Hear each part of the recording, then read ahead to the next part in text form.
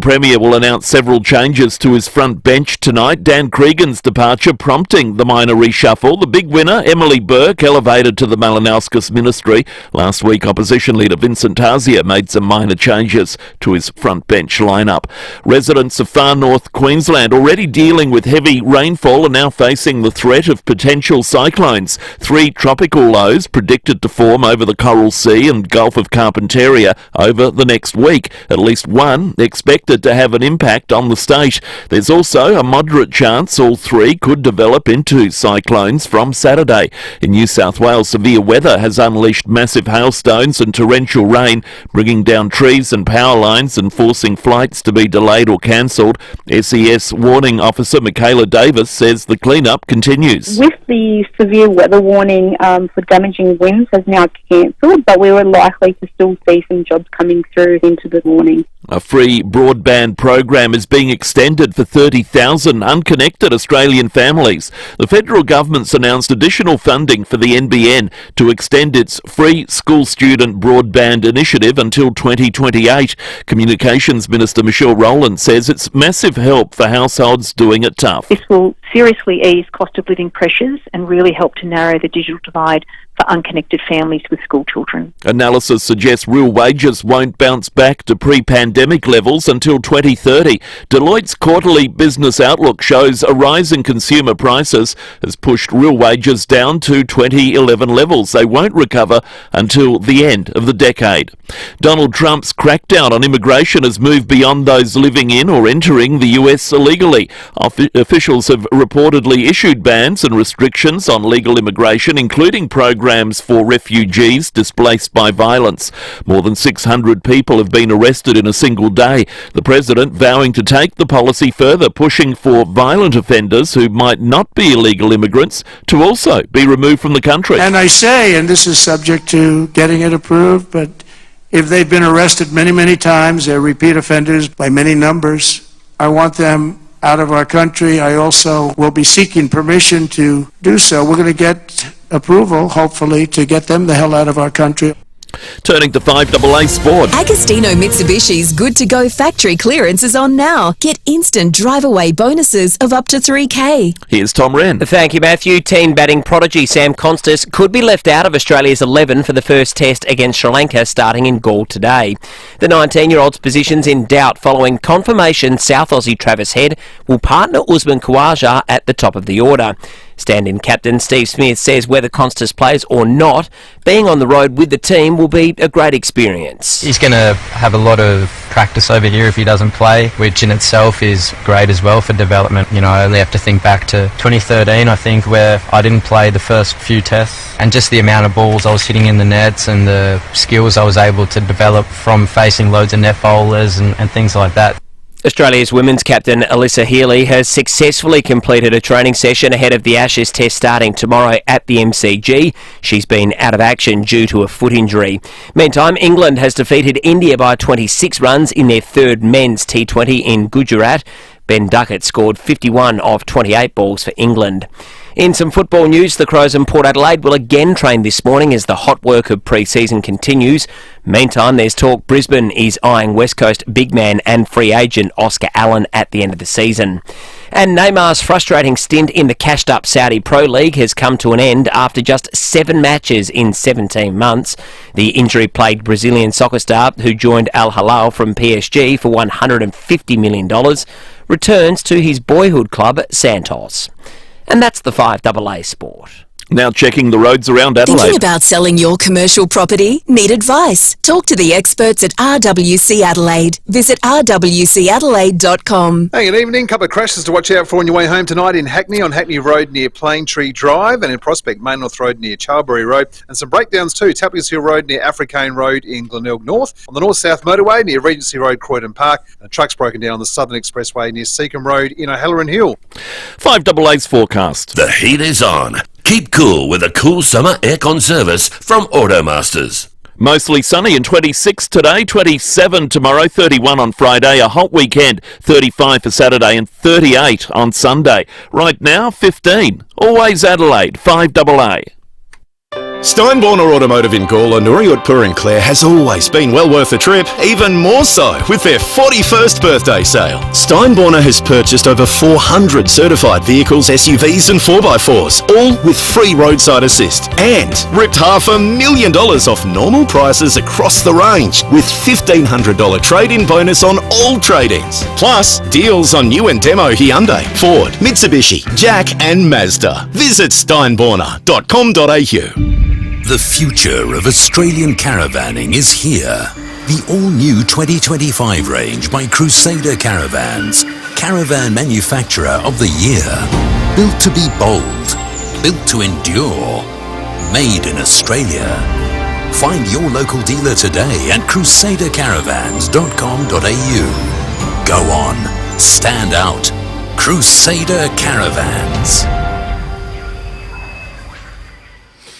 Planning for any sort of cruise can be a little daunting, especially if you're thinking about taking the whole family. There are so many variables to consider. That's why it's best to speak with Cruising Australia. They're not tied to any particular cruise company, which means they have real flexibility when it comes to planning your cruise. Plus, they'll manage absolutely everything from flights and accommodation to which type of cabin you need. For example, seniors might want to be close to the lifts for easy access, whereas younger families might want to be close to where all the action's happening. Now, unfortunately, you don't have that flexibility with a lot of bundle deals out there that are on offer, but you'll always have it if you deal with Cruising Australia. And now there's no booking fees either, which is a great saving. Plus, you'll have complete peace of mind with a 24-hour phone line to reach your agent should you need it. Cruising Australia, that's how you cruise. Visit cruisingaustralia.au. Children and young people come into care for a variety of reasons, but they all have one thing in common: the need for Adelaide wakes up with FIVEAA, David Penberthy and Will Goodings, Tom Wren for sport, Jade Robran on the scene as it happens, Graham Goodings and Jess Adamson with the news that matters to Adelaide. Breakfast with David and Will, bringing together the names you trust with everything you need to know to start your day. Always live, always local and only on FIVEAA. Always Adelaide. Drive away in the Tucson Hybrid by Hyundai from just $46,990 drive away. T's and C's apply. David Penberthy and Will Goodings, FIVEAA Breakfast.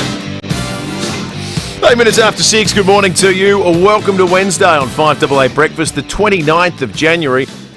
Big day for elephant lovers. Permai arrives at Monarto Zoo a little bit later this morning. In fact, 8:30 a.m. The reason I say earlier, a little bit earlier than we first imagined. That said, we're in touch with the people from Perth Zoo that are in charge of the transfer because we're going to be chatting with them before 8 o'clock today. They've been delayed a little bit because they've stopped on the side of the road to help an injured kangaroo. They said they're wildlife people after all. They're transporting an elephant, but they're helping out all wildlife. So 8:30 a.m. today, we'll be chatting a lot about Permai over the course of the morning today. We're going to be chatting a lot about inflation figures today, I suspect. 11 a.m. Adelaide time, possibly the most consequential CPI data release in a long time. The Albanese government will have everything crossed that it comes in below expectations. Koshy will take us through it after 8 o'clock today. Also, we're going to be checking in with Sean Fuster on the neo-Nazi court appearance yesterday. That was everything you might have imagined. There was talking points. There was arrests. There was an arrest outside. There was defiance inside the court, and overarching the whole thing, the test of New South Australian government laws. No one will explain it better than Sean Fuster, who was inside the court yesterday. Make sure you stick around for him after 7:30. David Penberthy, good morning to you. Good morning, listeners. Good morning, Will. I trust everyone has got elephant fever with Permai on the way from Perth to Adelaide. Making pretty good time. Long trip, 2,300 kilometres. Is that what we were told yesterday, or was it more than that? Oh, yeah, you're testing me. This is easy. 2,700, Lucy tells me. 2,700. So currently in Port Augusta, heading to Adelaide and expected to be arriving at Monarto around 8:30. Hope no one's done anything, to the elephant van in Port Augusta. We've had quite a lot of crime there recently. You think best just to keep moving? Imagine that. That wouldn't be great. No. I wouldn't want to mess with an elephant, though, I think. That's right. Yeah. I think the idea of somebody driving unregistered and disqualified with an elephant would be a new outlier, even by Port Augusta standards. How's this walking up the stairs thing going, mate? Will and I arrived at the same time this morning at the car park, and we walked up to the lifts as we always do, because you can only walk up from the car park. The elevators don't go all the way down to the bottom where we park, and got to the ground floor level, and I said, I'll get the lift, and Will said, no, I'll see you up there. Powered on like the Duracell rabbit. It's good. Once I catch my breath, it wakes me up. Because the first half hour of the show has been, I think, noted historically for being the experience, like our listeners probably going through, whose alarms go off at 6, is listening to two people waking up. And the brain, all the sort of... I feel like that. The neurons aren't firing. The synapses are only slowly opening. I find the walk up gives me a boost of energy. Well, you're oxygenating your brain. Yes. Makes sense. And it needs all the oxygen it can get. Well, mine currently is just like but you dormant. You're a fresh air guy. You're on the balcony, get the cold breeze. I do like that. Yeah. Nature. Yeah, I find it good. Out there in the elements. You are a naturalist, aren't you? What's your... naturalist, not a naturist. Important distinction we made there. Like that woman that your mate from Channel 7 interviewed. Geez, that was funny the other day with Michael Smith. Oh, yes, it's Maslin Beach. the nude Maslin's interview. My question, though, Will, say you had a meeting, say you had to go and, I don't know, who occupies the State Bank building now? RAA, don't they? Yes. Okay, so say you had a meeting with someone there on the 13th floor. What do you do in that situation? No, I'm catching the lift. The only reason this works is it's 6 flights here. That sees me out. Right. That's good. So we can manage 6. If we got to 26. So if you're at the Petronas Towers in Malaysia. No, I'm not the Burj Khalifa or something or other. What's that one? Is that the one in Dubai? Yeah, that's the one in Dubai. That's the one that they did an extraordinary job lighting up in the colours of, they made it the Australian flag for Australia Day. Oh, that's right. It looked spectacular. Yeah. The entire building was the Australian flag.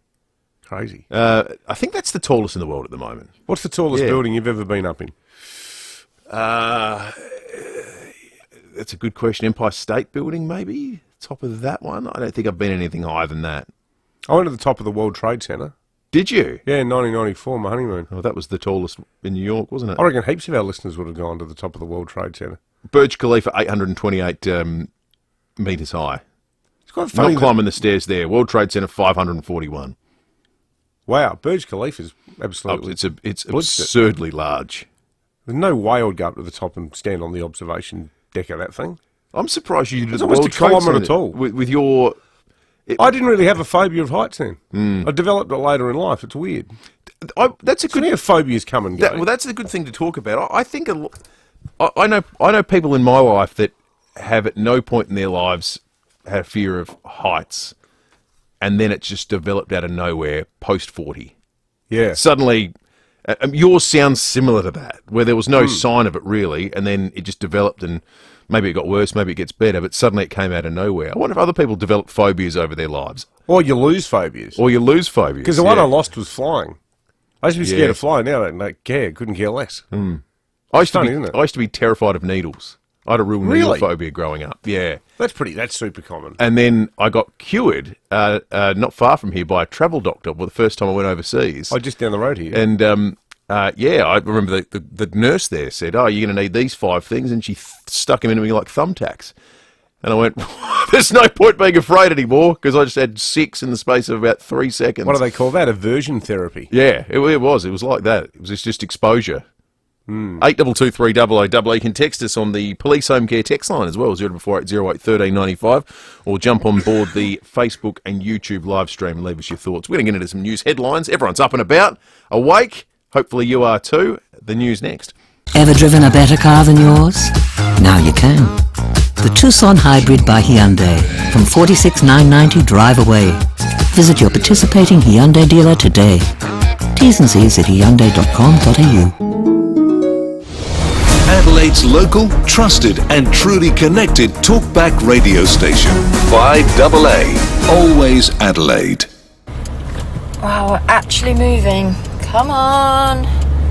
Sure we can get more than 2 of us through the lights. Hello, we're doing like 50 in a 60 zone. Come on, mate. Oh, and then you're going to brake. Excellent. What is taking so long? Come on. Move, woman. It's green. Move. Come on. on! Beat the heat. Keep cool with Fix Now, Pay Later options available. Book now. For great service guaranteed, call 1300 Automasters. Hi, Brett Ebert here for Mawson Lakes Mazda. There's a lot to like about Mawson Lakes Mazda. They'll take care of you with next day servicing, complimentary loan car, vacuum and wash. And your breakfast or lunch is on them. Your car gets the love too with their state-of-the-art service centre, brimming with top-trained mechanics. At Mawson Lakes Mazda, they'll look after your car and look after you. Mawson Lakes Mazda, just a short drive from the city. Dockside Festival returns this Feb at the historic Hearts Mill in Port Adelaide. Over 2 vibrant days, this free family event celebrates the Port River with water sports and live music on the wharf. Dive into interactive workshops, the best street food, plus creative installations showcasing the area's thriving art scene with exhibits, performances and local makers. Mark it on the calendar. Dockside Festival 8th and 9th of Feb. Celebrate the port, the river and its people. docksidefestival.com.au. Better for life. At Southern Cross Care, we understand that your retirement needs are as individual as you. So we offer better retirement living at a location and price to suit you. From luxury apartments in Myrtle Bank to country living in Mount Barker. From riverside views in Goolwa to affordable units in Marion. We have the retirement lifestyle for you. Southern Cross Care. 1800 852 772. Better for life. What is taking so long? Come on! Move, woman! Scream! Move! Keep your cool in traffic with ice cold aircon from Automasters. Fix Now, Pay Later options available. Call 1300 Automasters. 5AA Breakfast is streaming live right now. To watch, simply head to 5AA on Facebook or YouTube. Drive away in the Tucson Hybrid by Hyundai from just $46,990 drive away. T's and C's apply. David Penberthy and Will Goodings. 5AA Breakfast. 30 minutes after 6. I like this text. Self-deprecating on the Police Home Care text line. So we talk about phobias that develop later in life. As a Port supporter, I've developed a fear of prelim finals later in life. It says that person didn't put their name to it. Very funny. Well, if it's any consolation, some of us have developed not so much a phobia as more a form of depression about wondering what it's actually like to make finals anymore. No, the phobia is the fear of what we're going to do in September. I think the phobia might be what happens in the first 4 rounds this year, despite the draw, despite the apparent ease of the draw. It's a powder puff draw. It shouldn't be a question. No, it's remarkably easy draw, isn't it? Yeah, on paper. On paper. Who knows? On paper. Oh, yeah. We've been stung before. Oh, yeah. We'll get to some more of your texts in a moment. Let's get to the news headlines. 15 people fronted court yesterday. Alleged neo-Nazis charged over a protest in the city on Australia Day. Their leader, Thomas Sewell, refused to sign off on his bail conditions, so he's the one that remains in custody at this stage until April. He wasn't the only one granted bail. Then refused signing the agreement. One person did plead guilty. Big test for the courts as well about the use of Nazi imagery, symbols, things that the state government outlawed just recently. Sean Fuster's going to take us through all that after 7:30. The thing that I think is really interesting and disturbing about these people is their interactions with the police, and you can see the sort of borderline sovereign citizen stuff creeping into this mindset, like, I don't respect your authority. And it's interesting when we've spoken to the Commissioner in the context of what are the threats. Radical Islam obviously remains one, huge one, of the things that threaten us. I'm not talking about the scale of it is not huge, but proportionally of the threats we face, that is a doozy. But these, I'm not saying these specific individuals who are before the court, but that far-right mindset of, I don't recognise your authority, I don't answer to you. It sounded a little sovereign citizen-y, didn't it? Yeah. Except I think their point was more that everything they did was protected by the Constitution. Yeah, well, I think they might be a lot of things, these guys, but eminent jurists, they're not. Constitutional lawyers. Yeah. Perhaps not. They're not Sir Garfield. They're not Sir Garfield Barwick. They will get their day in court. They will. Well, isn't there argument that they're a political party? Yeah, that's right. They say so they're allowed to do whatever they like. It was a protest. You're allowed to do that. There's freedom of speech. And they're saying this new law banning the use of... Although there was this sort of obtuse argument that, well, what's the swastika got to do with Nazism? Because presumably they were... it's just a Hindu symbol. Presumably they were just... Yes, Hindu or was it Buddhist? Hindu. I think it's Hindu, because you see it in Bali in some of the old carvings on walls and stuff.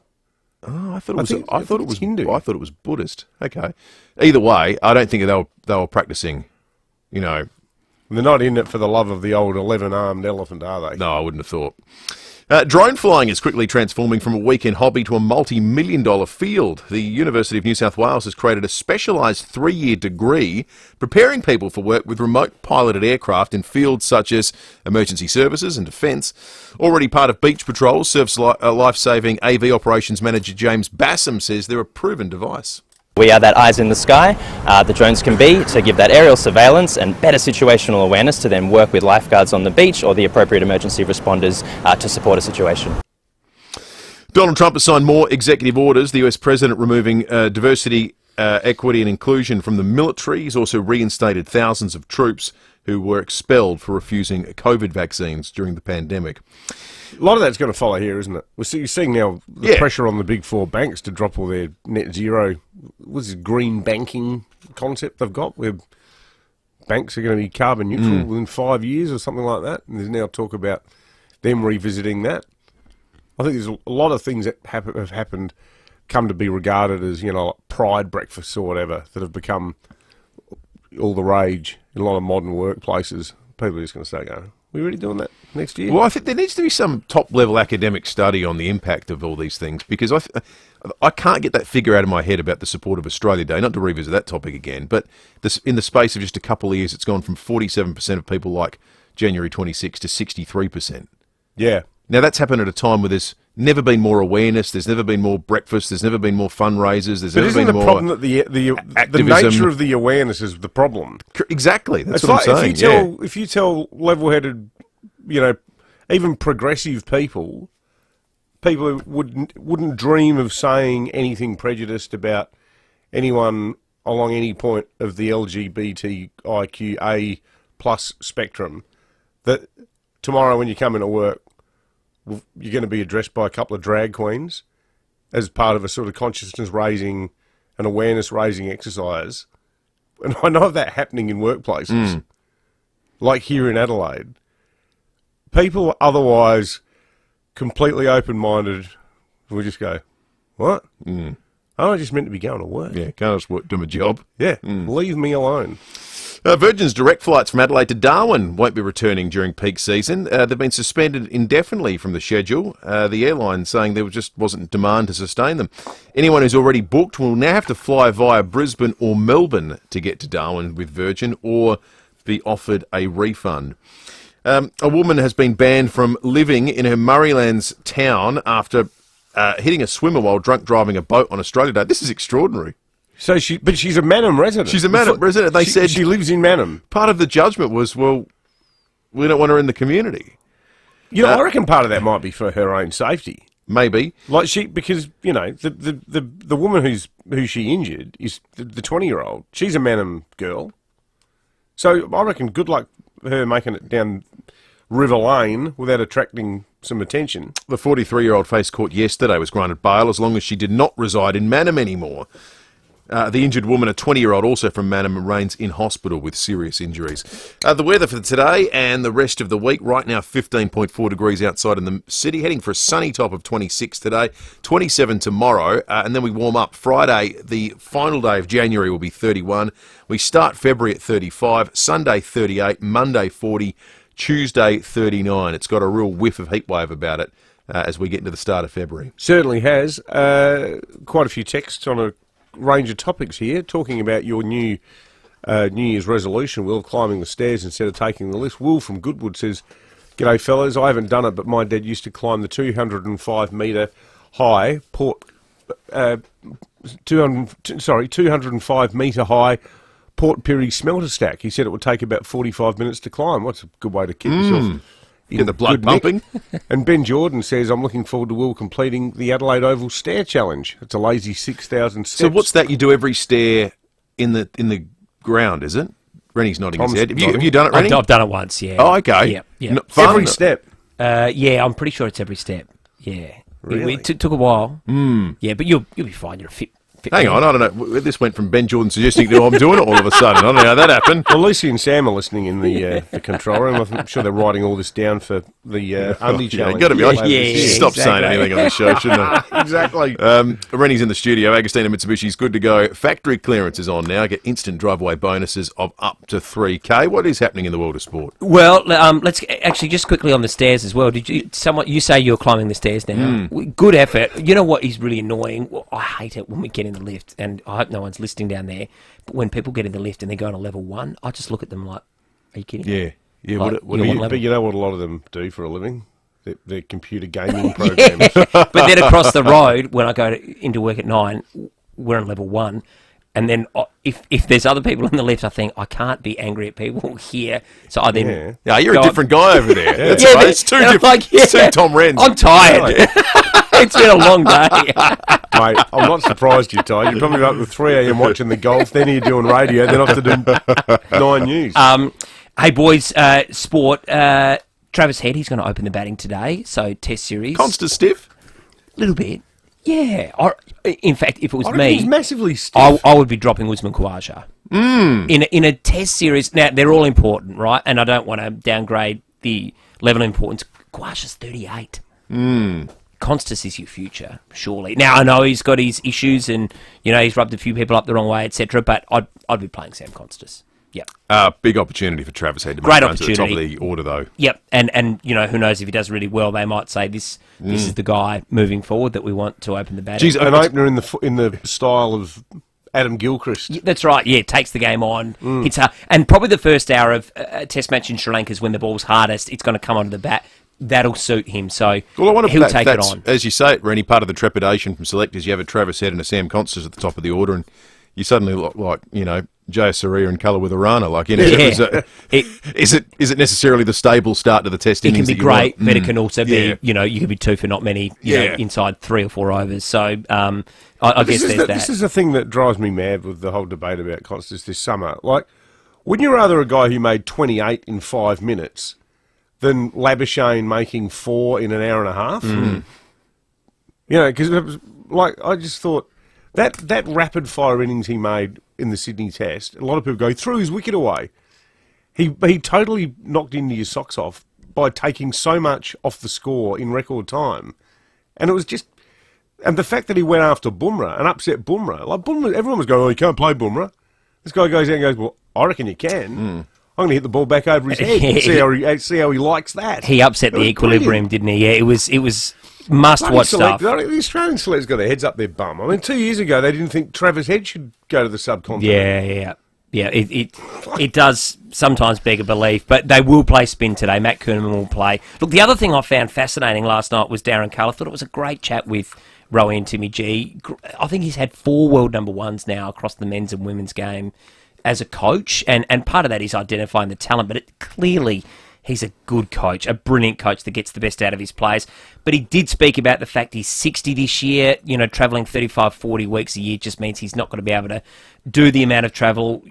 Physically, it's taxing. So he spoke about the fact this will be his last year as coach. We spoke at the start of the year that 2025 would be my last year, and I didn't know he was going to come out and say it.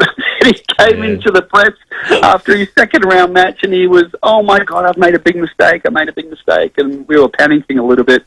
And we said, what did you do? And he goes, I announced your retirement in the press.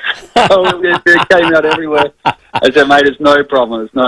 It's absolutely fine. So everybody knows about it now, which is not a big deal. So he's got a big 12 months ahead and they'll be good. Hey, footy kicks on again today. It's going to be a hot week for the Crows and Port. We know Todd Marshall injury has happened, which is disappointing. A few minor setbacks for the Crows with Cumming and Murray, but they're coming back. Things are looking pretty good. Spare a thought, though, for St Kilda. Rowan Marshall, Dougal Howard, Mateus Filippo, all long-term injuries. Are they a cursed club or what? I mean, it's almost over before it starts. But it's a good opportunity for Norwood legend Harry Boyd. Is his name? Harry Boyd, the ruckman. I think it's Harry Boyd, yeah. Because he's probably going to, on debut, be rucking for the Saints in Yeah. the AFL. He might do. There's a bit of a welcome to first grade for him. Well, yeah, exactly. But yeah, disappointing for the Saints. They just cannot take a trick. Yeah, unfortunate for them. Fortunate for the Crows, who've got them in round one. Yeah, exactly. It's not a bad thing. Good on you, Eddie. Thanks, boys.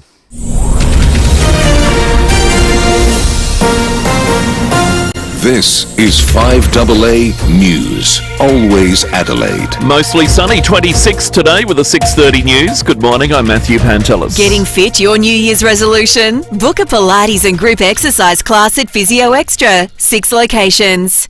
Monarto Zoo is getting a special delivery today with FIVEAA, the Asian elephant, due to arrive at a new home at around 8:30 this morning. The pachyderm is between Port Augusta and Monarto after leaving the Perth Zoo on Monday. She'll join Burma, the elephant, who was welcomed to the safari park in November.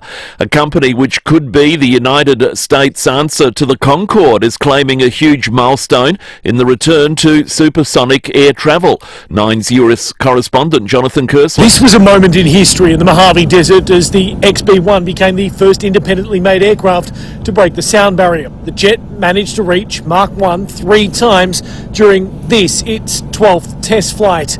Today's supersonic speed is a realisation 10 years in the making for the founders of Boom Supersonic, who hope to bring a return to commercial supersonic passenger travel for the first time since the Concorde's last flight more than 2 decades ago. New mandatory standards for superannuation will be introduced if the federal government is re-elected.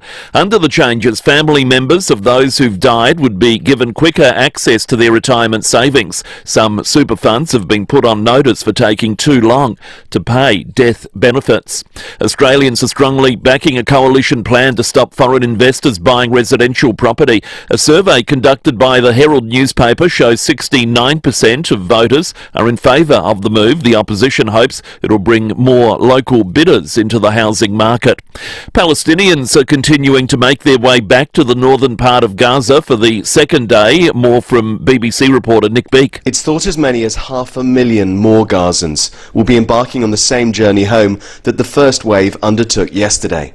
Hamas police officers are maintaining order. Egyptian security forces are checking vehicles for weapons, and Israeli soldiers watch on as this delicate ceasefire holds for now. Aid agencies report that the pause in the fighting has allowed them to boost significantly the amount of aid getting into Gaza. But the accounts returnees are giving of the devastation they're finding underscore the enormity of the task. The wraps have come off the full 2025 program for Adelaide Writers' Week. It'll run for 6 days from March, the first with over 230 writers. There are both free and ticketed events. Director Louise Adler says there'll be a focus on topical subjects. We'll have a number of series discussions. We will have a discussion on anti-Semitism, and for Simon Sharma, who's probably the most illustrious historian in the world, who's written and made television series on the history of the Jews, he'll do an oration for us in the town hall. A new survey shows 70% of Australian undergraduates feel academic burnout. 66% say they don't get enough sleep, 56% feel anxious, and only 64% of uni students polled felt optimistic about their financial future. Turning to 5AA Sport.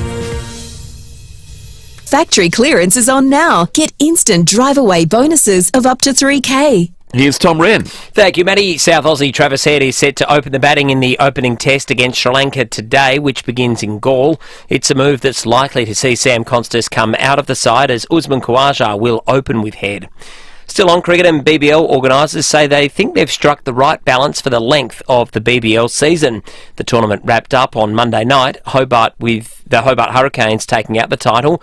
General Manager of the Big Bash League, Alistair Dobson, says they're happy with the way the season played out. When we got to the end of this season at 40 games, it felt like the right time to move on to finals. It hasn't always felt that way when we were playing more games. We'd often get to about the 40-game mark and think, gee, it feels right to stop, and unfortunately we kept going there for a little while. But finishing over the school holidays and big final across the long weekend really wraps up the season. The NRL is reportedly hoping a new team in Perth is confirmed after the March 8 WA state election, expanding it to a 19-team competition with new TV audiences in the West and in Papua New Guinea. Chair Peter V'landys has told News Corp they'll be negotiating the 2027 TV rights before the end of this year. A Perth NRL team would depend on Labor's Roger Cook being re-elected as the bid is state-based. And in some football news to finish, Richmond's Josh Gibbs will miss the early rounds of the season as the Tigers take a cautious approach with the defender. The 21-year-old's coming off an ACL and hamstring injury, with the club not expecting him back until at least April. And that's the 5AA Sport. Now 5AA's forecast. The heat is on. Keep cool with a cool summer aircon service from Automasters. Mostly sunny and 26 today, 27 tomorrow, 31 on Friday, a hot weekend, 35 Saturday, 38 on Sunday. Right now, 16. Always Adelaide, 5AA. Drive away in the Tucson Hybrid by Hyundai from just $46,990 drive away. T's and C's apply. David Penberthy and Will Goodings, 5AA Breakfast. 24 minutes to 7. Bob sent us a text on the Police Home Care text line a short time ago saying, guys, can you let listeners know Belair Road is closed? Not sure why. We haven't been able to substantiate that yet, Bob. We're going to chat with SAPOL, though, very shortly, and we'll put the question to them and try to get to the bottom of what's going on there for you. But thank you for that text. Plenty of other good texts coming in as well on 0480081395. There's quite a few about the inflation figures coming out today. One here from Jay in Brompton. I wonder if Albo and Jim Chalmers will continue to say their job is done if inflation comes in with a 2 in front of it, and if the Australian community will now forget the substantial increase in the price of living, cost of food, cost of petrol, cost of electricity, all just because of a number 2. On the other side of the ledger, though, and I've got to say, we have not had many texts like this for a while, but this is from Scott, who's sticking up for the way the Albanese government has managed the economy. He says, guys, at what point do Chalmers and Alba get credit for the economy? Inflation has come down from 8% to 3%, unemployment low, 2 surpluses. If these were coalition numbers, they'd be heralded economic geniuses. I would say I could not give a rat's toss bag, to quote the great Malcolm Blight, about what a possible rate cut means for Anthony Albanese or Jim Chalmers. I care about what it means for our listeners and me. Because, like, dead set, the last 2 years, trying to save money, even on good money, has been nigh on impossible. And as a middle-class person, I've got to wonder, how do people who work as cleaners do it? To the question, I mean, if you take the politics out, sometimes the answer becomes more obvious. So forget, who's in government for a second. There are 2 things that bring down, there are 3 things that bring down inflation. There's monetary policy that the RBA is responsible for. So let's look what they've done. So since the 4th of May 2022, interest rates 4th of May 2022, 0.35%. Yeah. So between the 4th of May 2022 and the 8th of November, the next year, 2023, it was up to 4.35%. It's still at 4.35%. So that's what they've done to suck money out of the economy and curb inflation. Now, the other side of the coin is fiscal policy. What do governments do? There's only 2 things they can do to lower inflation. They can raise taxes or they can cut spending. Have they done that? They haven't cut spending. Has there been any sign that spending's been cut? No. The opposite. And the RBA has said quite the opposite. So I think once you take the politics, forget the names of the parties, you just look at the economic factors and who's responsible for what. And I think it's fair to say the RBA's done the heavy lifting when it comes to getting inflation under control. We'll find out a little bit later today. Let's turn our attention to questions of etiquette. Lucy's back on deck. Back from her sojourn over at the Australian Open in Melbourne. Good morning. Morning to you, Luce. How are you, Luce? This one was brought to us, and quite timely that I'm back just before February the 1st, which is, of course, this Saturday. January is racing through. In the final few days of January, Dave Lloyd, our Alberton correspondent, says you cannot say Happy New Year anymore. Oh, what's the cut-off? 15th.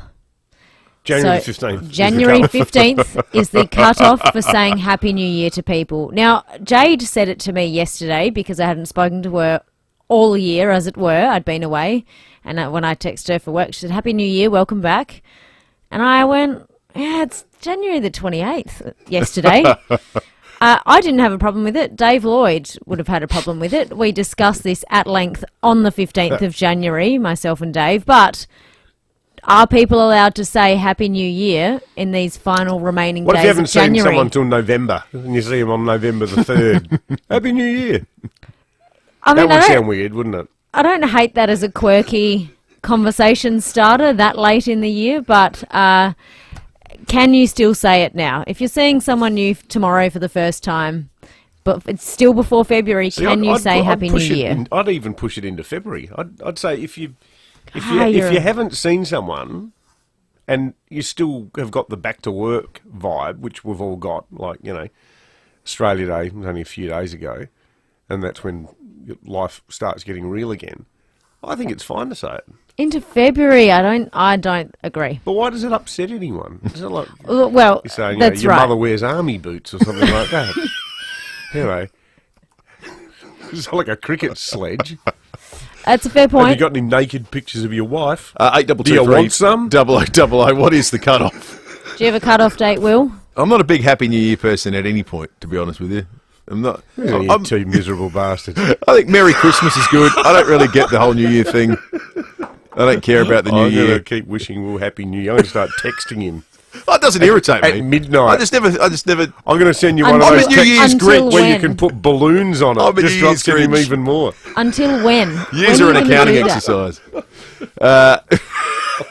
I think Rob on the Police Home Care text line says the second Friday in January is Quitters Day, where if people abandon their resolutions, and that's the day that it most commonly starts to happen. So maybe Quitters Day should be the day Quitters Day. that people should stop saying Happy New Year. Who's this one? Danny Woodcroft says, good morning, team. Happy New Year. I think if it's your first time seeing someone from the year, saying Happy New Year is totally acceptable. Yeah, but again, to David's point, like, I haven't seen my brother in I don't know how long, but when I see him, which theoretically will be not for another month or two, am I going to say Happy New Year in March? I reckon you should, just to see what it feels like. Just Try for it the on. Fun. I don't Try think it on. Physically, I don't think I can. You know what I really don't like though? Have a nice day. Seems like a real Americanism to me. Have a nice Why? day. Because someone's telling you what to do? Have a nice day. I think, yeah, I don't know. You just As opposed to what? Have a good one. Have a bad day?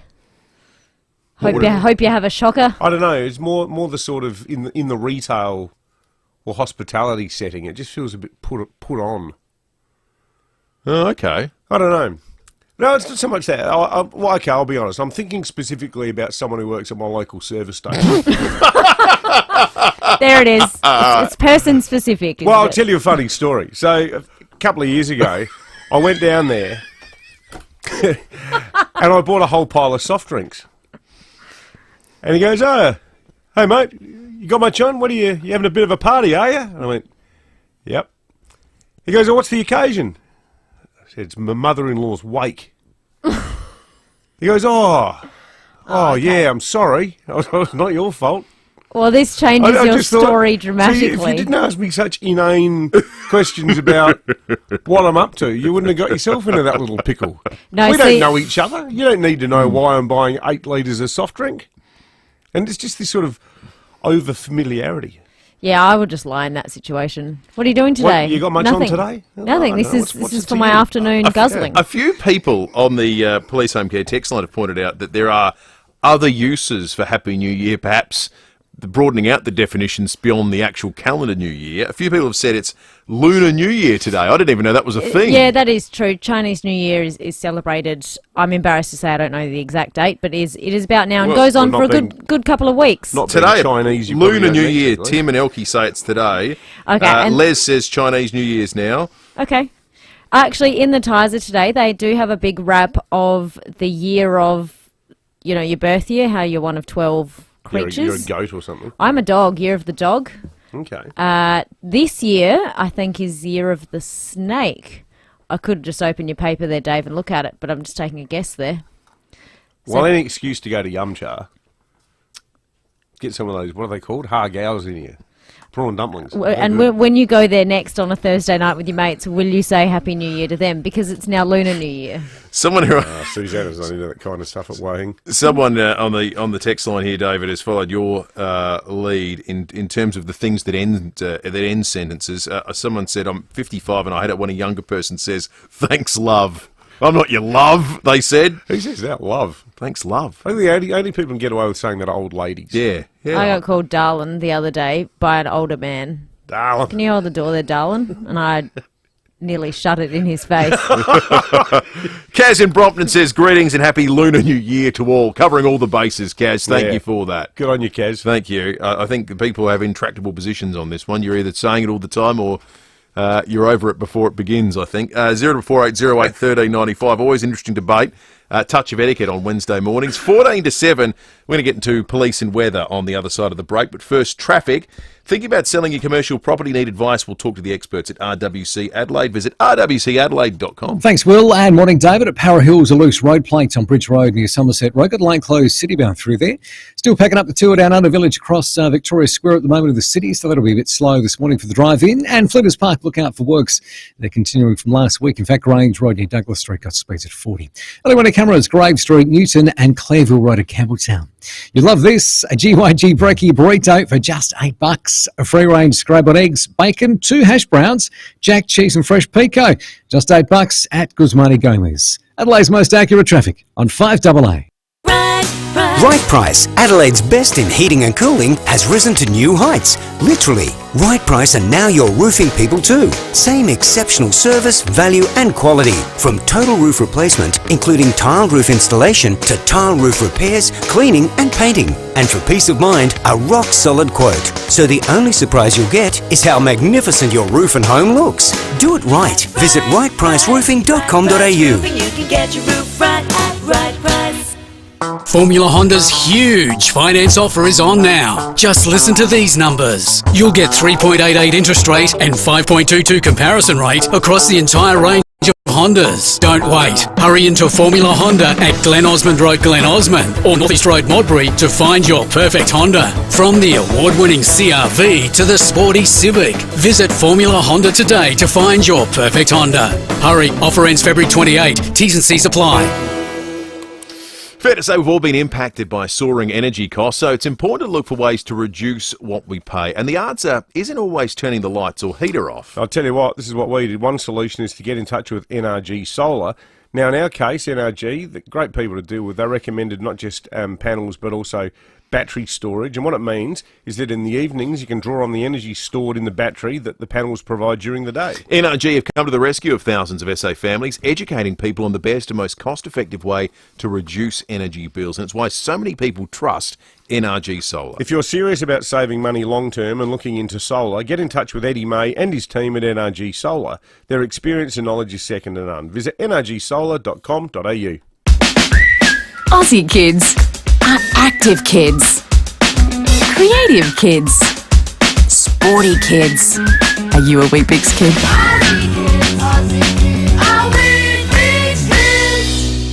A new garage door to your home can improve the street appeal and value of your most prized possession. Call Gliderol now and order a new door and operator before the end of February and receive 2 extra handsets. Plus, we'll take down and remove your existing door at no charge. Call Gliderol now for a free measure and quote on 1300 799 144. Some T's and C's apply. Retail customers only. Call Gliderol today or visit gliderol.com.au. Drive away in the Tucson Hybrid by Hyundai from just $46,990 drive away. T's and C's apply. David Penberthy and Will Goodings, 5AA Breakfast. Apparently the closure on Belair Road, that text we received earlier, is a roadwork situation. SAPOL confirmed that for us a short time ago. So big thanks to the text. If ever there's a query about something you see out on the road, do shoot us a text or call in on 8223 0000. We are more than happy to do the investigation for you to get to the bottom of what's going on around Adelaide. Very shortly we'll be chatting with Louise Adler with regard to Adelaide Writers Week for 2025, and we'll get to some more of your texts in just a moment. But first, let's talk about the weather today. Simon Timke at the Bureau of Meteorology joins us. Simon, there's a nice shiny sun on the Bureau's website, which to me always indicates it's a pretty good day ahead. Good morning, Will. Morning, David. Yes, plenty of sunshine around the Adelaide area today. Although we do have a little bit of cloud over the eastern slopes of the Mount Lofty Ranges to start off with, but that should clear away pretty quickly, I think. So plenty of sunshine around today. The wind's fairly light southeasterly to start off with, but we'll see the winds tend around a bit more southerly, freshen up with some sea breezes during the afternoon.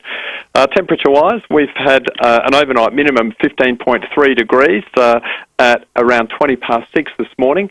Currently in the city, we're sitting on 15.9 and expecting a maximum of 26 today. Around the suburbs, 27 for Elizabeth, 25 for Glenelg and Noarlunga, 24 degrees for Mount Barker. And sunshine is the order of the day for really the next 6 or 7 days. Mostly sunny days ahead and temperatures gradually rising to be very hot later in the weekend and early next week. We're expecting 27 degrees for Thursday, 31 for Friday, 35 for Saturday, and then it starts to get very hot after that. Sunday 38, Monday 40, and Tuesday 39. We've got some pretty warm nights in there as well, so we've got some hot weather, very hot weather ahead late in the weekend and early next week. I was interested to hear about Tuesday, Simon, because looking at the bomb app yesterday, Monday being 40, I was thinking, well, normally it gets to 40 and it starts to drop, but it sounds like it actually is going to kick on into midweek. Yeah, at this stage it certainly looks, well, we can't see any significant change in sight. I mean, anything beyond about a week is hard to put too much faith in, but yeah, not really any sign of any significant cool change coming through. Yeah, right. Wow. Thank you for that, Simon. Appreciate it. Simon Timothy at the Weather Bureau. Let's head to SAPOL. Senior Constable Matt Brown joins us. Matt, there's been a serious crash. It happened at Salisbury overnight. That's right, Will. Just after 11 p.m. last night, police and emergency services were called to Park Terrace after reports that a woman had been hit by a truck. The 29-year-old Woodville West woman was taken to hospital for treatment. And the driver of the truck, a 35-year-old Semaphore South man, wasn't injured, but is assisting police with their inquiries. And roads were closed for most of the night while major crash officers examined the scene. All roads in the area have since been reopened, but anyone who may have witnessed the crash is asked to call Crime Stoppers on 1800 333 000. Now, Matt, this next item, I'm just scratching my head reading it. I'm pretty sure it's not a typo. Confirm this for me. A driver's been caught 63 kilometres over the limit. At 63 kilometres over the limit while drunk in Littlehampton. Is that correct? That's right. At 2:50 p.m. in the afternoon, Dave. Far out. That's quite a big start for the first day of the working week. Yeah, it certainly is. But as we mentioned, at 2:50 p.m. Yesterday, police were conducting speed detection duties on the southeastern freeway when they detected a Holden sedan travelling at 173 k's an hour in a 110 k zone. And the car was stopped and the driver underwent a breath test which returned a positive reading of 0.101, and also the driver had 3 passengers with him in the vehicle. And checks on his licence showed that he was a provisional licence holder.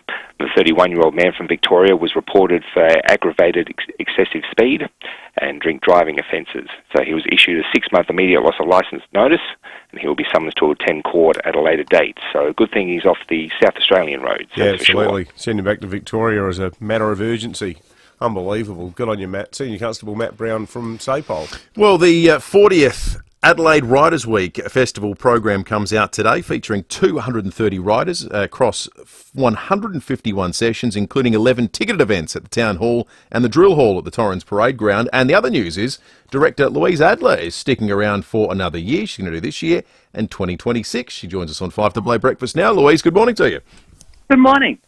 So, Louise, Riders Week number 4 for you. The theme this year is Words Matter. It actually, looking at the lineup of authors, it looks like a really diverse range of genres that you're covering this time. Indeed, and a diverse range of voices, and just I think it's a great lineup. I'll keep on telling people it's the best job in the world from my point of view. It's bringing the best Australian writers and the best international writers together.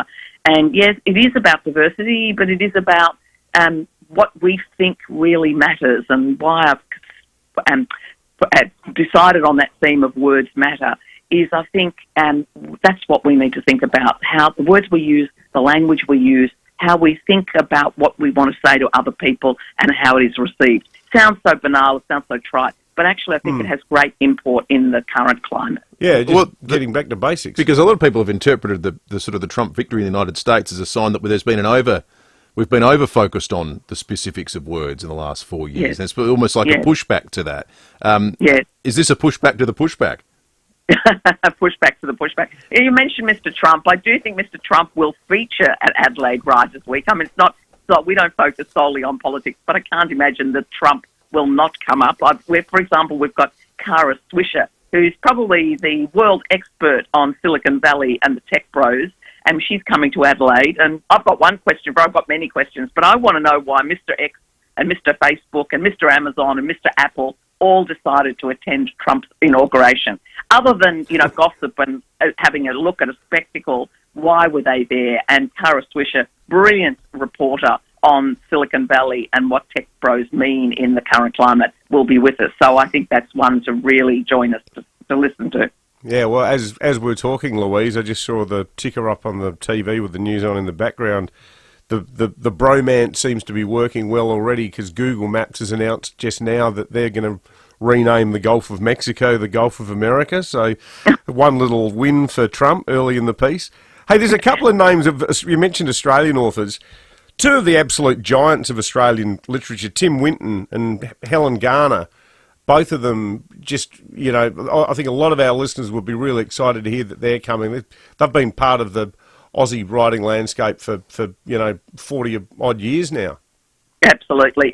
Wonderful. And I've just finished reading the season from Helen Garner, which is a homage to her 18-year-old grandson, who's a football player. Yeah. I mean, for those of us who follow football, and I'm no expert, and that is for sure, but it's just a great read about them, the football, what it means to boys. It's a kind of very interesting take at Australian masculinity. Very, very interesting. And of course, she adores her grandson, and he sounds adorable when you read the book. So the season, and Tim Whitson's latest book is an environmental thriller, if you like. So it's absolutely brilliant that we've got him coming to Adelaide as well. We might end up having a bit of a love-in, Louise, because I can't see that there's too many opportunities for me to be unpleasant about you in the Australian this time. Yes.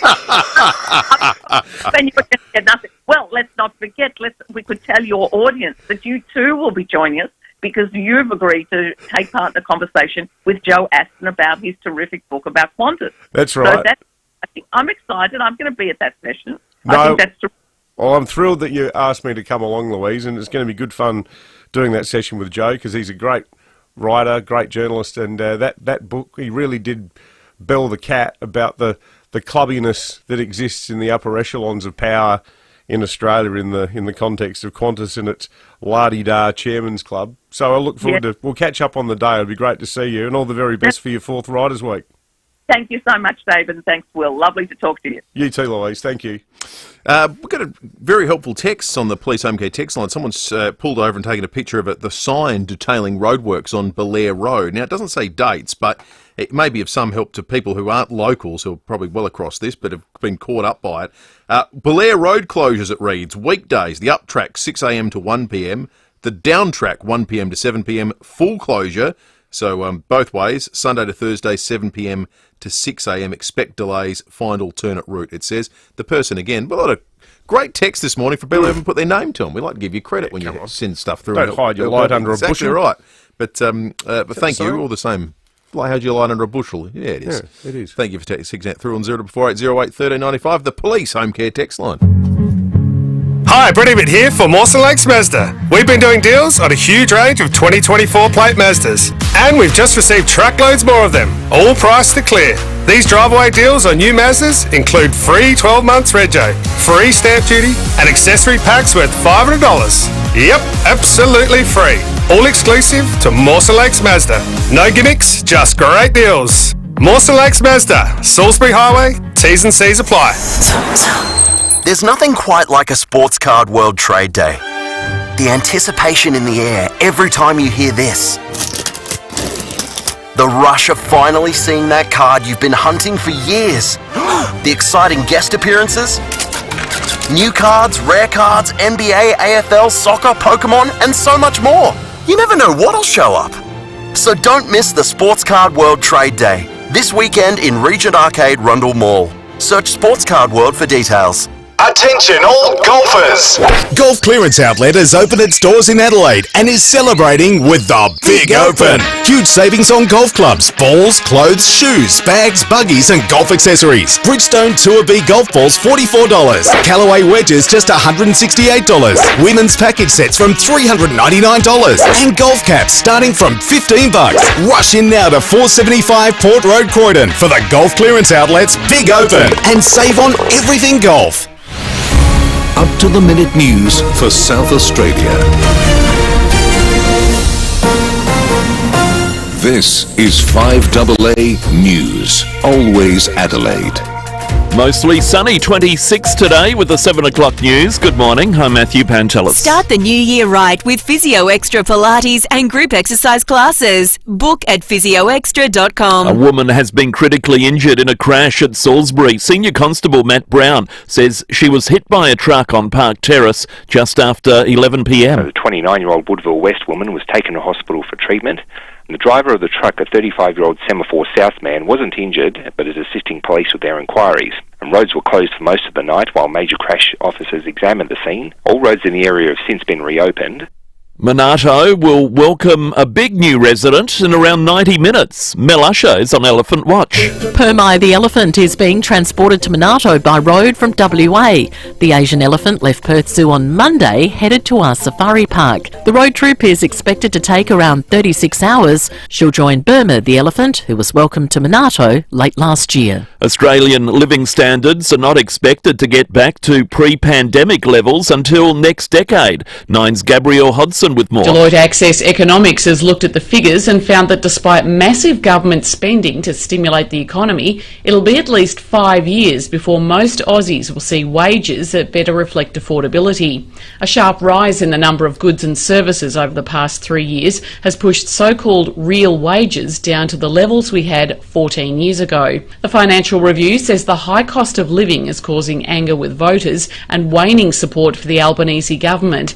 Deloitte is also forecasting the NDIS will grow at about 10% a year over the next decade, while defence, childcare, aged care and health will grow by 5%. Origin Energy has been fined $1.5 million for giving out the personal details of domestic violence victims. 16 customers were affected by the breaches. The company also fined for taking debt recovery action against 38 people fleeing domestic violence. With young people heading back to school this week, we're being encouraged to check in on their mental health in the face of study and relationship pressures. Carolyn Thane at Headspace says there are challenges ahead for many kids. I think it's important to keep in mind that, definitely starting something new and starting a new school year when young people are thinking about managing new relationships, existing relationships, and attending school can be overwhelming and daunting. Newly appointed NDIS Minister Amanda Rishworth will launch an updated action plan today. Changes will focus on building more inclusive homes, improving safety and rights for people with disability, and changing community attitudes. Updating the strategy was a recommendation from the Disability Royal Commission. The former US Ambassador to Australia, Carolyn Kennedy, has hit out at her cousin, who's poised to become the new US Health Secretary. US correspondent Kirk Clyett with more. Tomorrow, confirmation hearings begin for Robert F. Kennedy Jr. to become Secretary of Health and Human Services. This morning, our former ambassador to Australia, Caroline Kennedy, sent a letter to senators urging that her cousin not be confirmed, saying he is a predator and that he is addicted to attention and power. Turning to 5AA Sport. Agostino Mitsubishi's Good to Go factory clearance is on now. Get instant drive-away bonuses of up to $3,000. Good morning, Tom Wren. And a very good morning to you as well, Matty. We're going to start with Cricket Australia. We'll wait until the toss before confirming its 11 for the first test against Sri Lanka starting in Galle today.